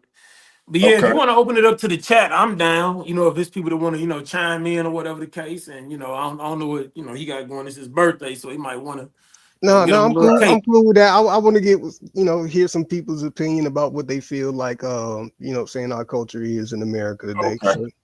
So now, family, when I have you come up, if you have a question, you can ask each brother one question. They not about to have a second debate with you all. So you can ask them one question and move on, or you can give one comment and move on. But either way, it's not about to be a back and forth between you and them. Thank you, my love. My queen be taking care of me. She done brought me a smoothie and some rice. Oh, wow. Love that girl. That being said, the link is in the chat. We're not going to be here before too long because my queen was looking better than this food she just gave me. And I'm about to go snap on her. Y'all hear me? So link is in the chat, family. Hit the link. And we're going to see what y'all got to say. One comment or one question? Yeah, sis, I'm on a strict diet, not so strict diet, but whatever the case. I'm eating plain rice with no meat, no sugar, no salt. She won't put no salt in my stuff, no butter, no nothing, man. Is it white rice or brown rice? Brown rice. Oh yeah. You got the good stuff then. You good. Yeah, man. She, hey, they hit her with that pre-diabetic. I think I told you that pre-diabetic stuff, and she been on my head ever since. So. Oh yeah. That's you gotta do right. But that go back to, like I tell people, we eating outside of our culture. So, that's why we get exposed to certain things and have these high numbers. Because, when the Chinese person look at their plate, they see China on their plate. They feed us the stuff they don't even eat. The Arabs come over here, open up the fish and chicken joint. They feed us what they not eating. You know what I'm saying? Because we have a lack of culture and we don't even know how to eat. I'm not saying that that's your case, but I'm just saying in general. That's why our numbers Right. be out. Oh, I definitely didn't know how to eat, bro. So Yeah. But you and a couple of other people have helped me out with that. So I'm getting that thing straight. But shout out to Michelle Turner, sis. I appreciate you. I hit you with the wrench. I don't know if you noticed it or not, but I definitely appreciate you coming in. And hey, link is in the chat, family. If y'all got a question or a comment, come in. You get one question, you get one comment. These brothers will not be having a second debate, but they will be happy to respond to your comment or answer your question.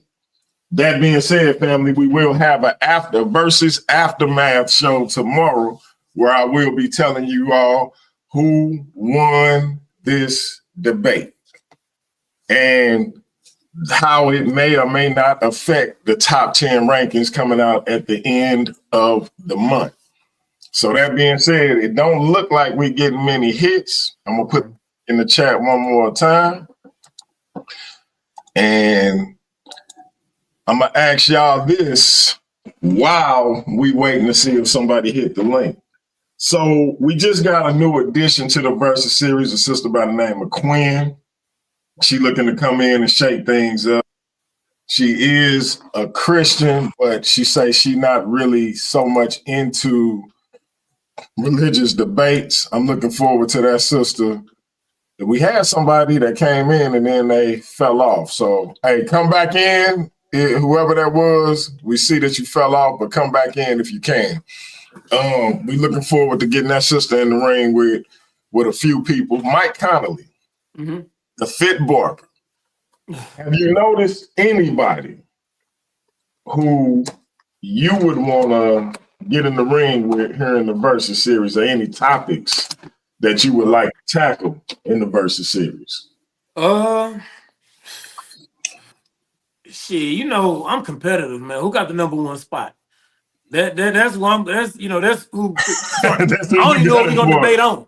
But whoever #1, that's who I'm good. They got the target Oh on their wow, back, man. man. You jumping all the way up there. He jumping all the way Hey, up, man. go hard to go home. What we here for? Hey, listen, that's that U City in him, man. Hey, I'm a lion. Gotta You go know at what I it. mean? He from where Nelly and the Lunatics from, man. So you know. Yep. So yeah, whoever #1, man, we can, hey, it don't matter. We can debate whatever. I'm gonna jump in there. Hey, that's Neil right there. I think y'all was talking about trying to do one with him. So. Okay, yeah, Neo #1, and we got Hemi. He a Christian brother. He coming into the Versus series. He got one coming up later this month. That might be somebody you can match up with. It's a few people, man. We got a nice little roster, man. We got a nice little roster. So, Michael Everett, anybody you thinking about matching up with, man, here in the Versus series that you want to get in the ring? Besides Bosco or Lord Benu. No, you can name them. You can name them too.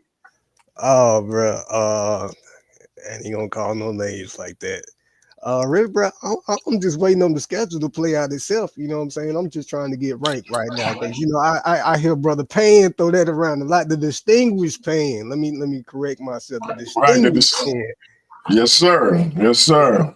You know what I'm saying? I see him throw that around a lot. So you know what I'm saying? I'm just trying to get ranked right now so I can crawl my way up to the top. You know what I'm saying? I'm trying to get in his spot. You know what I'm saying? I want to throw a shout out to the #1 competitor so I can challenge somebody like that one day. You aiming high. Okay.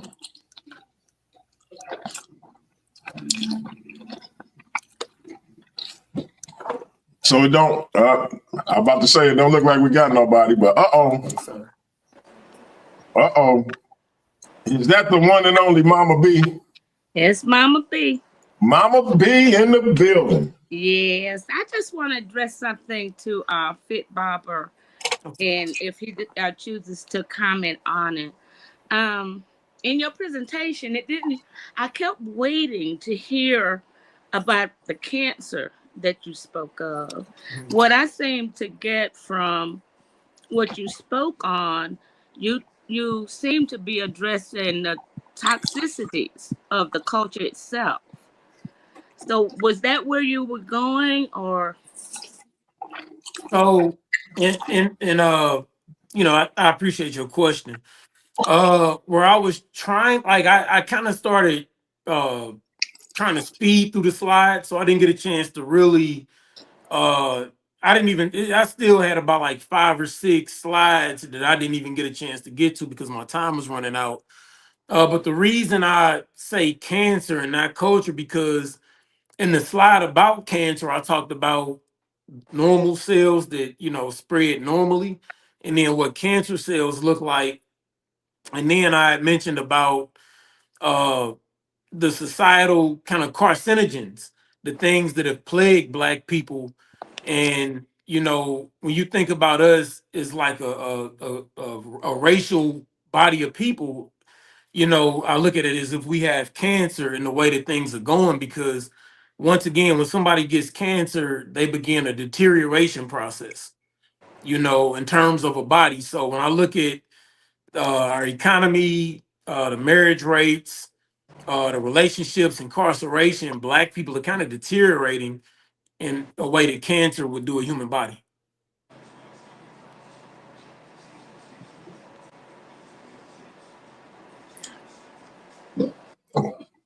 What you think? What you think of his answer, Mama B? Well, I kind of disagree with it. And not in a disrespectful way, Fit Okay. Barber. Yes, ma'am. But what I felt, or how it came across to me was, the culture is there. I think you admit that the culture is there, but there are some toxic, the toxic aspects of culture. So I don't think, were you denying that the culture didn't exist, or you were saying there were some toxic elements to the culture? Because we do have a culture. So the reason I said we don't have a culture is because, when you look at a functional culture in a complete sense, I think that Black people have some of the elements, but in order for us to be a complete culture, there are still a few things missing that need to be intact. And then not only that, once again, Black culture starts with the Black man and woman. So if Black men and women aren't even getting married, or even when we get married, the relationships aren't lasting, the kids are not even being in two-parent households, that starts a deterioration process. So as I said, I think we had the ingredients. Like I said, it's kind of like a person walking around with cancer. Yeah, you're alive, but you have deterioration going on in your body and you're not healthy. Okay. So yeah, the ingredients are there. The ingredients are definitely there, but it's not whole. Okay, so we have a culture, but you see it as being toxic. I honestly, I don't see it as a it's not a functional culture. No, it's not a culture. It's not. Okay, So thank you. real quick, one more thing. I let you go. Oh, Another way that I look at it, because once again, my background is in fitness as well. I'm sure you heard of protein, right? So absolutely, yes. one protein, in order for it to be called a protein, there's 8 essential amino acids that have to bind together. When they bind together, you get a protein. If those amino acids are even missing 1 or 2 and they're not bonded together, they're just amino acids. They're not protein. So that's kind of my mindset and how I look at culture. If it's not all together like other groups, then we just have shared experiences. We don't have a culture. We definitely have shared experiences, but we not bonded together. I see. Thank you. Thank you. Thank All you. right. We appreciate you, Mama B. And hey, Fit Barber, Mama B had you beating James Cassell, by the way. Oh, hey, thank you. I appreciate you. We got Tahuti Afar. I hope I said that correctly, brother, because people be messing my Pianki Patah Moon Tu Nefra Moon Ra up. So I don't want to mess your name up. Tahuti Afar, what you got for us, brother? Who you got a question or a comment for? Hold up. I have a question for Mike. All right. Can you hear me? Yes, sir. All right. So, Mike, if you met a friend, you had a friend, right? And she told you she met a guy who only had $100 in his bank account on payday. And she said, this guy has no money. What would you say? That he doesn't have any money? Right. I mean, Or you would say that the money that he has isn't cultivating to the relationship. So that's what we mean when more serious people say, oh, Black people don't have no culture. It's the same thing as saying a guy with only $100 to his name after payday has no money. what? How does that? What? I'm not sure how that coincides with our culture. But anyway, that's all I wanted to say. That's all I wanted to say. Thanks for your time. And Fit Barber, I think you did a good job proving your point. Thank you. Thanks. I appreciate you, man. Thank you. On the streamline. I don't want them motherfuckers out there trying to beat out. I'm already on there. I gotta put this next brother up solo. We got the one and only, the godfather of consciousness. The reason I have a YouTube channel. We got the elder the Godfather Sonetta in the building. Solo on you. Who you got a question for, brother? I don't have a question for nobody. First of all, shout out to DMG, the beautiful. My bad. Good to see you doing your thing over here. But what I would like to say is I missed the debate because I was live. I didn't even know y'all was live on the debate. Oh, man. Okay, okay. And then I seen it. I was like, oh man, damn, I missed it. But as can you put me back where all the people at so I can see the names? Yes, sir. Yes, sir. I missed the debate, but I was listening to FITBARBER answer questions, and I love what the brother's saying. I don't know who won, but I ain't really hear Mike yet because the people was asking FITBARBER the question. But I'm rolling right now with FITBARBER in his answering it. I like what he was saying. I like the way he addressed the question. And I kind of agree with him on that as far as the cancer and the culture. We damn sure have a cancer in our culture. So I'm agreeing with him on that. But I didn't. That's not to take nothing from the brother Mike because I didn't hear him speak yet. You know, none of the people was really bringing questions to the brother. But as of right now, I like what FITBARBER was saying. I like that. That's all I want. Yes, real quick before you go, and FITBARBER can attest to this. Hey, FITBARBER, what was that, about a month or two ago? I told you I think you need to take that presentation to Sonetta. Yep. Right. I'm telling you. Hey, so go. Hey, and DMG, I like the topic. I like the topic you chose, brother. That's good. He been. I asked him. We talked about that like last summer, and he been basically forming that argument ever since then, and he been refining it ever since we kind of talked about it. And it was like one day back in like June or July, I want to say. So yeah, he been building that thing up, man. So I'm gonna have to link y'all up and let him see if he can come over there and do that breakdown. I would love that. Beautiful, brother. All right, peace. We keep doing your thing, brother. Keep doing it. Oh man, appreciate you. You're gonna grow, DMG. Just stay with it. You know, be persistent. You got to keep it going. No doubt. Appreciate you, big bro. Peace, brother. Peace. We got the undisputed reigning defending social media champion, the good Dr. Too Sweet, in the building. What's up? What up? Peace to everybody. Question or comment for us, sis? So I have a question for both of the fellas, if that's okay. Just real quick. So for the FITBARBER, so my thing is a couple people have already come up and kind of hinted towards this, and they're asking you for clarification because it seemed like in your presentation, you're mentioning parts of our culture that are toxic, but it's not eliminating the culture as a whole. So what is it that makes you say that it's 100% cancer and there's no culture whatsoever underlying it, even when comparing to other cultures who also have toxic aspects to their community? Well, the difference between and once again, I appreciate the question and thank you for chiming in. But the difference between Black people and every other group that I mentioned that has a functional culture. That's why the first slide I talked about a functional community and the actual the functions of a culture. Your culture dictates your value structure. So what I think, yes, like I said, Black people are creative and we're making cultural impacts to other people's culture in America. But, the reason I say that we have cancer, and even with saying that it's 100% cancer, like I said, we have pieces that are still good. Don't get me wrong. I mean, we even had this platform. So, there are aspects of our experiencer that aren't all cancerous. However, as I mentioned to Brother Mike, I said, when you go to the doctor and they say, hey, your blood pressure good, your cholesterol good, but you have cancer, what are you going to focus on? You're going to try to find a treatment for that. And once again, let's look at the etymology of the word culture. How can you have a culture? In order to have a culture, you have to be cultivating something. But when I look at our numbers from education, relationships, every aspect of our lives in America, we're at the bottom.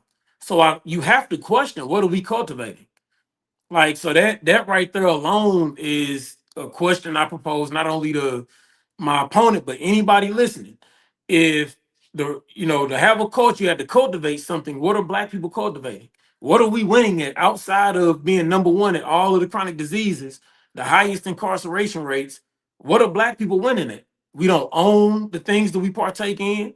NFL, NBA, like everything that we do, like I said, yes, we special. I admit that we're very special, but what do we own and control with ourselves? Right now, I'm sure you on this conscious platform, you probably not riding around jamming Sexy Red all day, but she on top of the charts. And I like Sexy Red, she's from St. Louis. But with all of this toxicity, I'm sure we wish we could push a pause button, but we can't. And my bad if I, went too long with the answer to that, but I'm passionate about this. No, you good, and I appreciate that. And then my follow-up question is for Mike. In response to what he just said, like for you as a proponent that we have culture, would you consider like remember what happened? What was that? Where the black people in the chair when they was all on the water, and then all the black people like what I'm saying jumped in together to like protect each Oh, other. oh, oh, most definitely. That's down here in Alabama. Yeah, Most definitely. I yeah, remember yeah, that. yeah. So Mhm. would you consider that event and how we all came together without a meeting or hey, we need to do this? It was just like instinct for us. Do you think that that could be considered our culture? Like if we see, what I'm saying, something happened to one of us, sometimes instinctively we jump in and protect each other. Like, do you consider that culture? Oh, most definitely, because like I said, family has been something that has been taught to us like throughout time. Like I was talking about the point where some of us, as kids were separated, what I'm saying, from our parents and taken to different plantations, what I'm saying, to grow up on our own. And those individuals within our own community took us in, what I'm saying, as part of their own family members and raised us as part of their own family. So it did not surprise me at all to see stuff like that. I do see stuff like that all the time. Like I said, I'm from Alabama, so I go to the Civil Rights Mm-hmm. Museum. I've seen a lot of stuff like that. We have boycotts where individuals like Rosa Parks refused to get up, and guess who showed up to her side? It was not white police officers, was it? It was us. It was our community that showed up in unison. It showed up in force to, what I'm saying, to have her back, to support her. So yes, most definitely we do show up. That's part of who we are. I appreciate that. Thanks, guys. Thank you. All right, we got the glow, Juju, good Juju, bad Juju in the building. Who you got a question for or a comment for, sis? Yeah, my question's for both of them. I wanted you all to give your definition of what culture was. And to add to that, because without culture, we wouldn't even be here in the capacity that we are, right? Culture is any and everything man superimposed on nature for survival and well-being. To have cultural continuity is to have culture. In spite of that being stripped, like culture in the foods, the indigenous foods from Africa that we brought over here, culture in the stylization of how we cook that food, culture in the manner of how we braid our hair, and then use that style to find freedom. Culture and understanding that the stars will also navigate us to freedom. Culture in making music and dance styles that everybody around the globe tried to emulate. Like there's always this discussion of Black English people have this thing about us not having culture, but yet when you look at them, their stylization is mimicking African Americans. Culture in the HBCUs that we basically did on our own. We didn't ask anybody. We made those because at the brink that we were brought over here and trapped over there, and they tried to strip our culture, we wanted to be able to educate our own. So we did that. In spite of segregation, we still bit Black Wall Street. We still had Rosewood. We still had a Coe, Florida. It took other people to burn that down. So when you say that we don't have any culture, you're actually placing our social dilemmas on top of what is actually our culture. Culture is Black women are at the top of women in college receiving PhDs and master's degrees. Culture is, tell me, 10 astrophysicists that are Black. I can name them for you. Most people don't. What you're told by media is you don't have culture. Well, in fact, you do. So who you want to answer first, sis? Oh, either one. Fit Barber. Let me, because it sounds like what she said kind of, she's in No, agreement with, huh? I just want your answer for culture. I don't want you to just give me your your definition for culture. So my thing, and I think clearly maybe, you know, this conversation or this topic is not fully understood because everything that you said, like, it was past tense. And I agree with all of it. Like, Black people, like I said in my presentation, Black people are special. We've done a lot of things. We have a rich history. We have pride. But at the same time, culture, and what I said in this presentation, culture are shared beliefs, values, behaviors, and practices of a group of people passed down through generations, encompassing everything from language and customs to art and tradition. And then I quoted Dr. Claude Anderson. He said, culture's most important function is to promote cohesiveness and trust that bind members together through values such as group loyalty, pride, and respect. It is through culture that members of a group know who and what they are and how to behave. So when you mentioned Black Wall Street, I've been to Black Wall Street. It was amazing. But unfortunately, it's no longer Black owned. So I do think at a certain moment in history when Black people lived and had communities, there was more culture then. And if you notice, like after they dismantled the Black families, and really I would even say when they started integration, like pre-integration, Black people, all of the things that you and my opponent spoke about, all the greatness, the HBCUs being formed, Black Wall Street, that was when the Black man and woman were most together. But since then, you know, they killed Malcolm, killed Martin, dismantled the Black Panther Party, and you go on to from now, because we're talking about right now, Black people have cancer, not culture. I'm sure there's cancer patients walking around that may have been healthy for 40 years, but at 41 years, they got cancer. It don't negate all the healthy years they had. So what I'm saying is right now, given those definitions of culture and what I see currently with our youth, because at the end of the day, you know, you and I can be like-minded, love Black folks, but it's really about these kids. And when I look at other functional cultures, they know the trajectory of their kids by having two-parent households, by the man and woman being together, by their finances. Right now, with the Black economy, the Black household, male and female relationships, I don't know what the next 10 years look like for Black people. The criminals are getting younger and younger.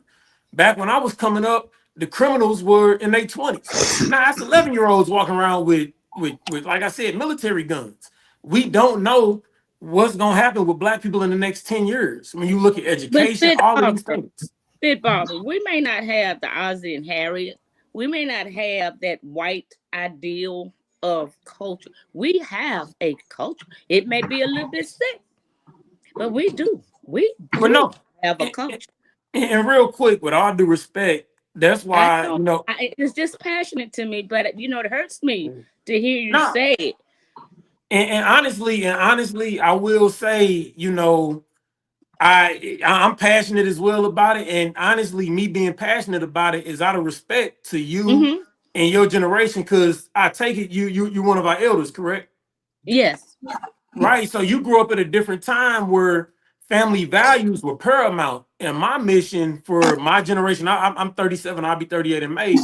And what I'm instilling in my kids is I'm going hard trying to make sure that that gap between your generation and the up and coming generation doesn't get too far apart. Because when you look at the Cancer or culture? What I gotta you give right, you Mike just a said chance. something very, very profound Can there. y'all give Mike What a you're chance? doing, what you're saying, what you're doing with your children to bridge that gap, to educate them, to teach them the values. You're teaching it from the culture that you learned, your values. So it's still culture. To Well, say that we don't have culture, maybe it could have been worded differently or something. I don't know, but it's really kind of touched me some kind of way. Yeah, well, and Let me add this. Let's let Mike Oh, answer the Mike, I'm question. sorry. I am okay. sorry. So sorry. and what No, no, No no. problem. Mama B, you good. You good. Let's let Mike Yeah. answer the question, and then we're gonna go to Hootie or Four. right, and what I Because said that's I told y'all my queen looking like a snack. So and what I said that was present day is the astrophysicist and black women attaining PhDs and master's degree. That's not past. That's happening now. Okay. Yeah, Thank and you. we also have black children that solve the Pythagorean theorem. Yeah, We have black I do people agree that's with a lot with. singing and chess. So As a I collective, don't know though, what as to a tell you. collective, Go as a ahead, Mike. collective. Wait, You got it. I said I do agree with you a lot when it comes to that, Sister Juju. Because those individuals that came before us that established those HPUs, they made way for us, you know what I'm saying? Because we could not go to the colleges like Yale and Brown and all these other high institutions, right?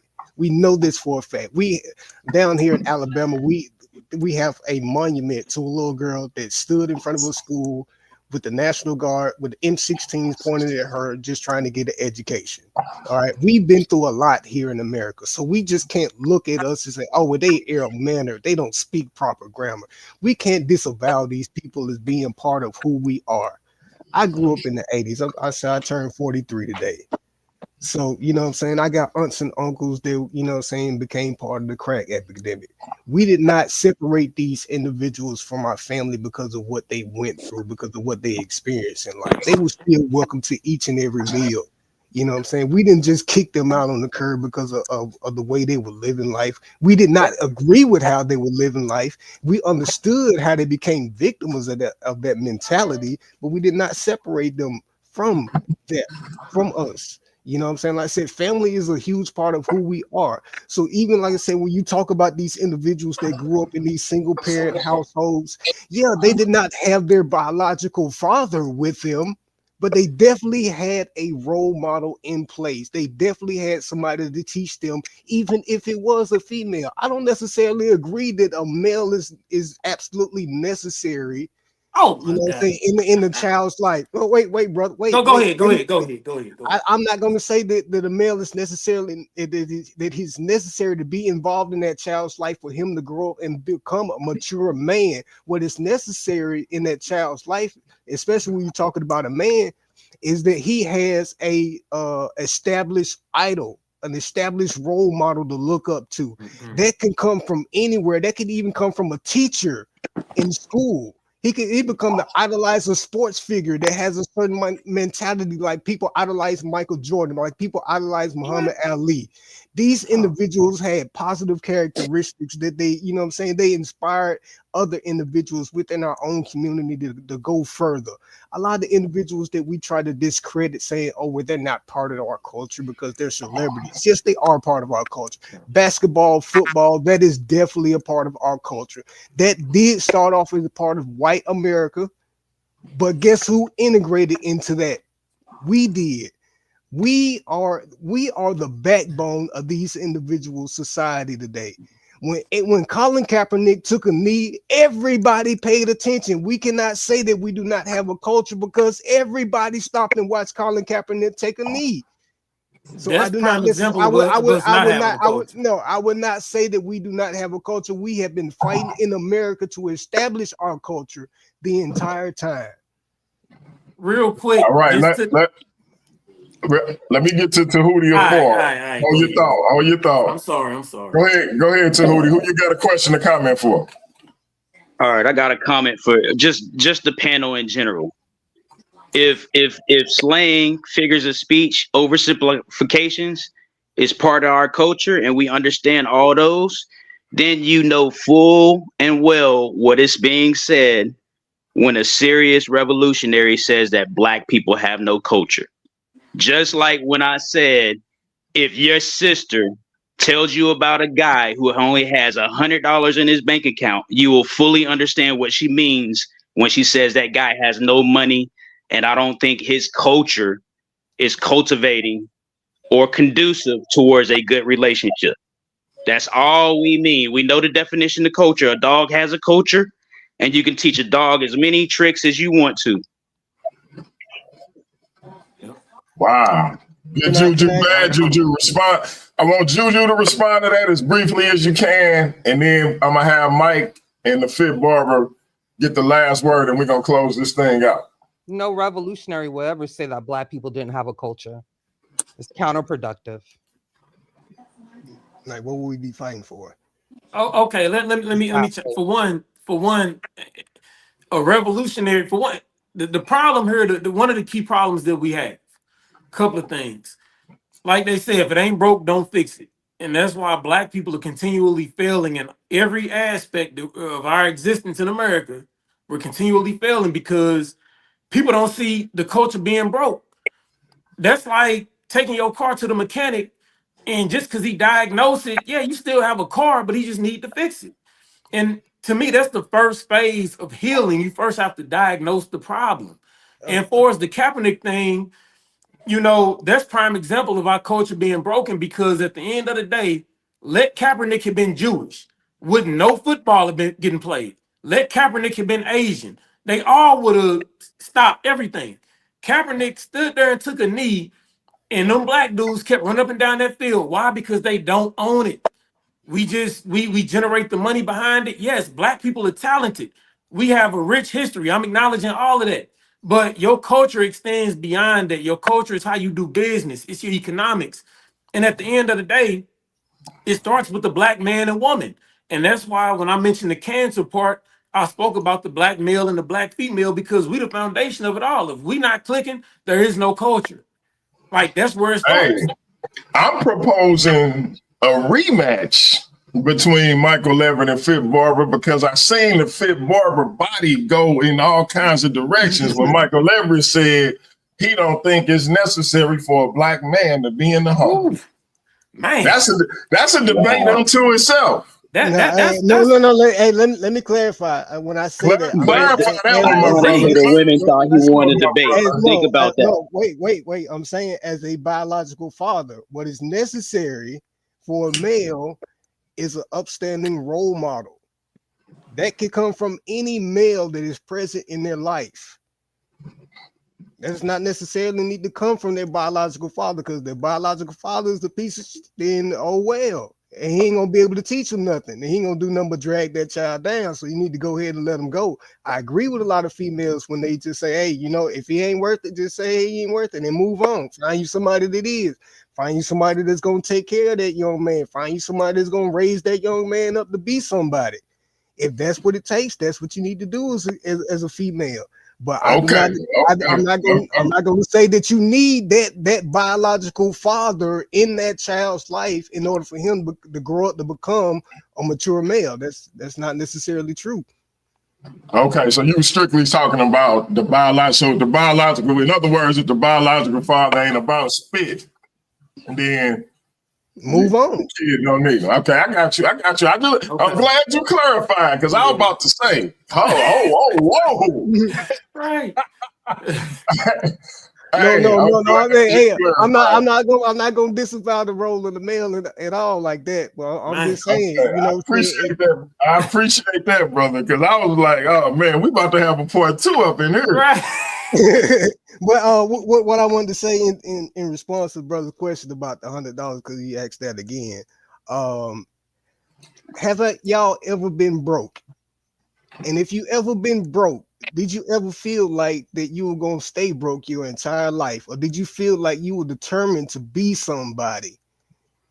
Like I don't understand that mentality where you feel like just because you feel like things may be going down and out for you today, that it's always gonna be down and out for you. That's a victim's mentality in my mind. And I said I don't necessarily agree with that. Like I said, I've been broke myself, and I'm not just gonna, you know what I'm saying, oh, I ain't got nothing but $100, you know, I ain't gonna be nothing, I ain't gonna never get a house, I ain't never gonna get a car, I ain't never gonna be this, I'm never gonna be a business owner. I'll never say that about myself because it defeats the entire purpose of me moving forward. So Well, I that's why I say I didn't understand that question as far as it being in relation to our culture, because I said we came from nothing. We were separated from, you know what I'm saying, our motherland. You know what I'm saying? We were separated from Africa. We had nothing, and we created something out of that. We had very little to hold on to, and we still hold on to that today. We have cultural aspects that still date back to Africa. Like I said, you want to talk bad about the female that's out here twerking, but we got females over here in Africa that's doing similar dances, and they call that traditional. It doesn't make sense to me. But let's take it one at a time, though. So you asked me, you brought up the $100, though, right? And you can't understand that analogy. But how is that so? If you can understand why some of these women discard the man from the household? No, what I want you to answer is: have you ever been broke, and have you ever considered yourself to be in that position where you will always be broke, or did you feel like you were going to be somebody? That's irrelevant. That's No, irrelevant. no, no. We It's talk not. about the discussion. I gotta stay on topic. I No, gotta because stay on topic. because That's irrelevant because I'm not gonna get personal on here. That don't make sense for me to get personal and talk about personal I finances. don't want y'all to start having a side debate. So Right. what I'm gonna do, break down your analogy, Brother Tahuti, and then I'm gonna let these brothers get the last word, and we're gonna get out of here. Because, like I said like an hour ago, my wife was looking like a snack. So, Brother Tahuti, because I got the analogy immediately. Break it down. Right, exactly. So, like, okay, let's say you people like sports. We can all agree with we like sports. And I only gave that analogy because I was dealing with the two females. But anyway, if you was in the draft, right, and you was looking for a good basketball player, and you see a guy that's 5'8", right?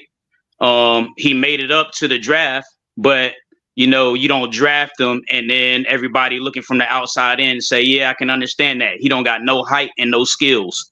Do you understand the same oversimplification when people say we as black people don't have culture?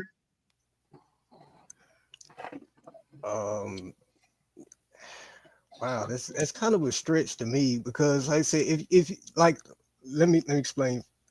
If I'm drafting a player, just because I choose someone based on a certain amount of a standard, certain principles, that does not mean that I'm discriminating against anyone else. That does not mean that I'm degrading. I'm not saying you're discriminating against them. I'm saying, is it understood if I use the figure of speech that you didn't draft him because he lacks height and he lacks skills? If that's what's required, that's what's required. And that's what we're talking about. Revolutionaries, there's certain things that's required from your culture. So if you don't have certain things coming like in potency and in like practicality outside of entertainment, dog tricks, awards, and Eurocentric success, then we can have a figure of speech and say we have no culture. Just like I can use a figure of speech and say a guy who's only 5'6", who might can shoot the jump shot, but he can't drive it in the lane and he can't dunk. I can use an oversimplification and say he has no height and he has no skills. What is your what is your concept of the perfect culture for us?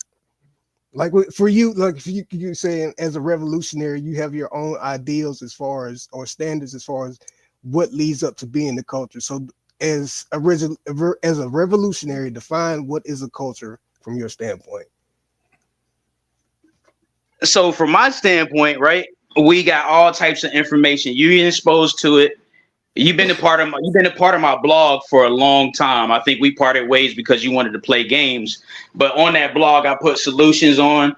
And one of the things that's coming out to light is the things that Anthony T. Browder is doing. He has a book called Survival Strategies for Africans in America. So just pick up that book and just glance over it or whatever, and then you got your answer. It'll tell you about some of our negative things that we do in our culture, and it'll give us some of the positive things that we can do to counter that. I was just asking because I was trying to get your viewpoint but go on. But okay, Mike, real quick, man, take about 30 seconds to a minute to give your final thoughts on tonight's festivities, and then we're gonna have the Fit Barber do the same thing. Brother Tahuti, I appreciate you. Jump on the panel anytime, brother. And if you're a debater, hit me up, man. My email is in the private chat, and you can definitely come in and get that work. Michael Everett, 30 seconds to a minute, man. Final thoughts. I'll say this. It seemed like a lot of individuals had their own different interpretation of what is culture. But for me, basically, I love to stick with dictionaries, so I define it as such. I'm not sure how a revolutionary or anyone else from a pessimistic point of view would look at it.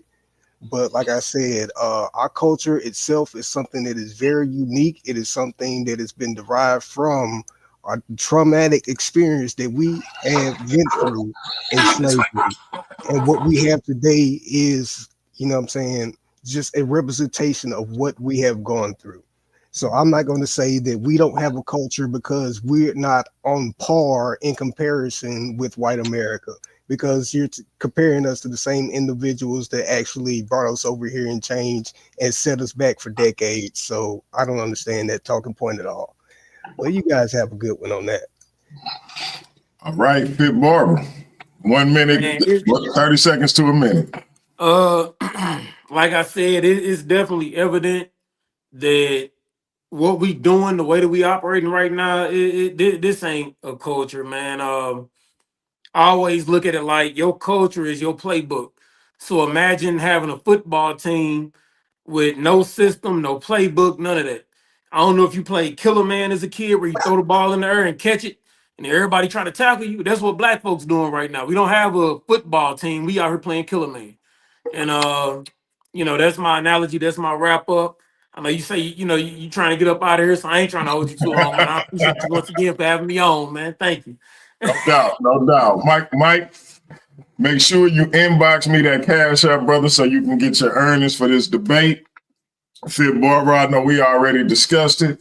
Family, I'm going to leave y'all with the one and only musical messiah of Paradigm Shift, Neo Love, with this new theme song. We going to get on up out of here, family. We hope y'all enjoyed this debate. These brothers will be back. Check out the standings and the rankings at the end of the month to see where these brothers land. And I'm going to do an aftermath show tomorrow evening to let y'all know who won this thing. So it's been the Fit Barber versus Michael Everett. Do black people have culture or do we have cancer? This was a good one.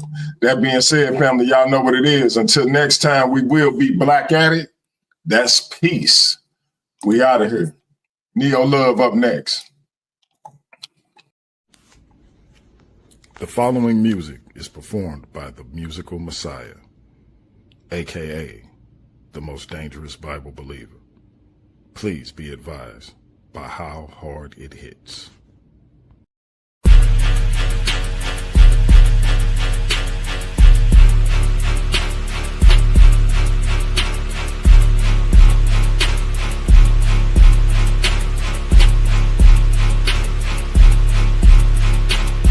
You don't wanna have to do it, 'cause if you do it, you gon' have to prove it, you gon' lose it. Nigga, living life in my paradigm, shifting time from one state of mind. Something like the truest, yes sir, I can prove it. Go ahead, bring the hallelujah to you. Back up on the beat, back up on the sweet. Pack up all who speak bad on O&E.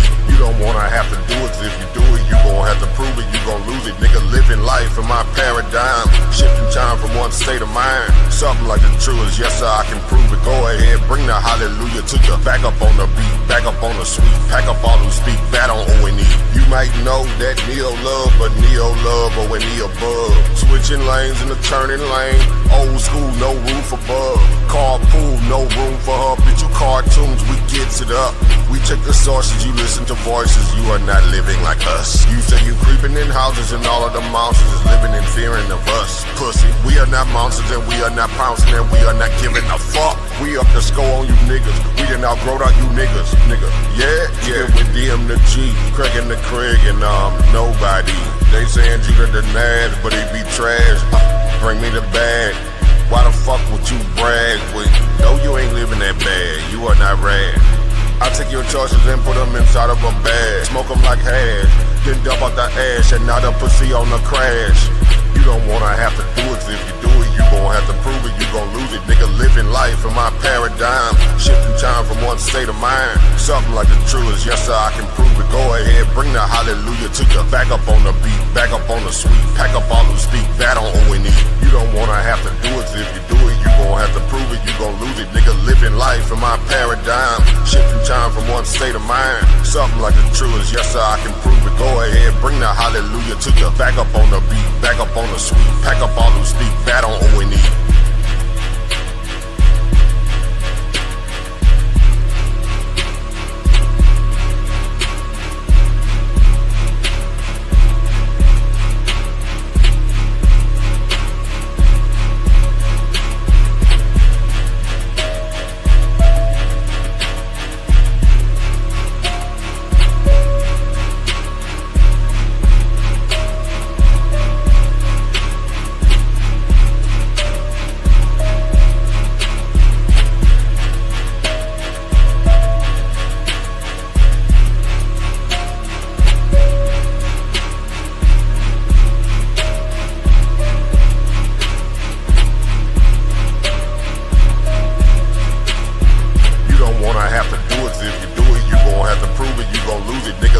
life in my paradigm. Shifting time from one state of mind. Something like the truest, yes sir, I can prove it. Go ahead, bring the hallelujah to you. Back up on the beat, back up on the sweet. Pack up all who speak, that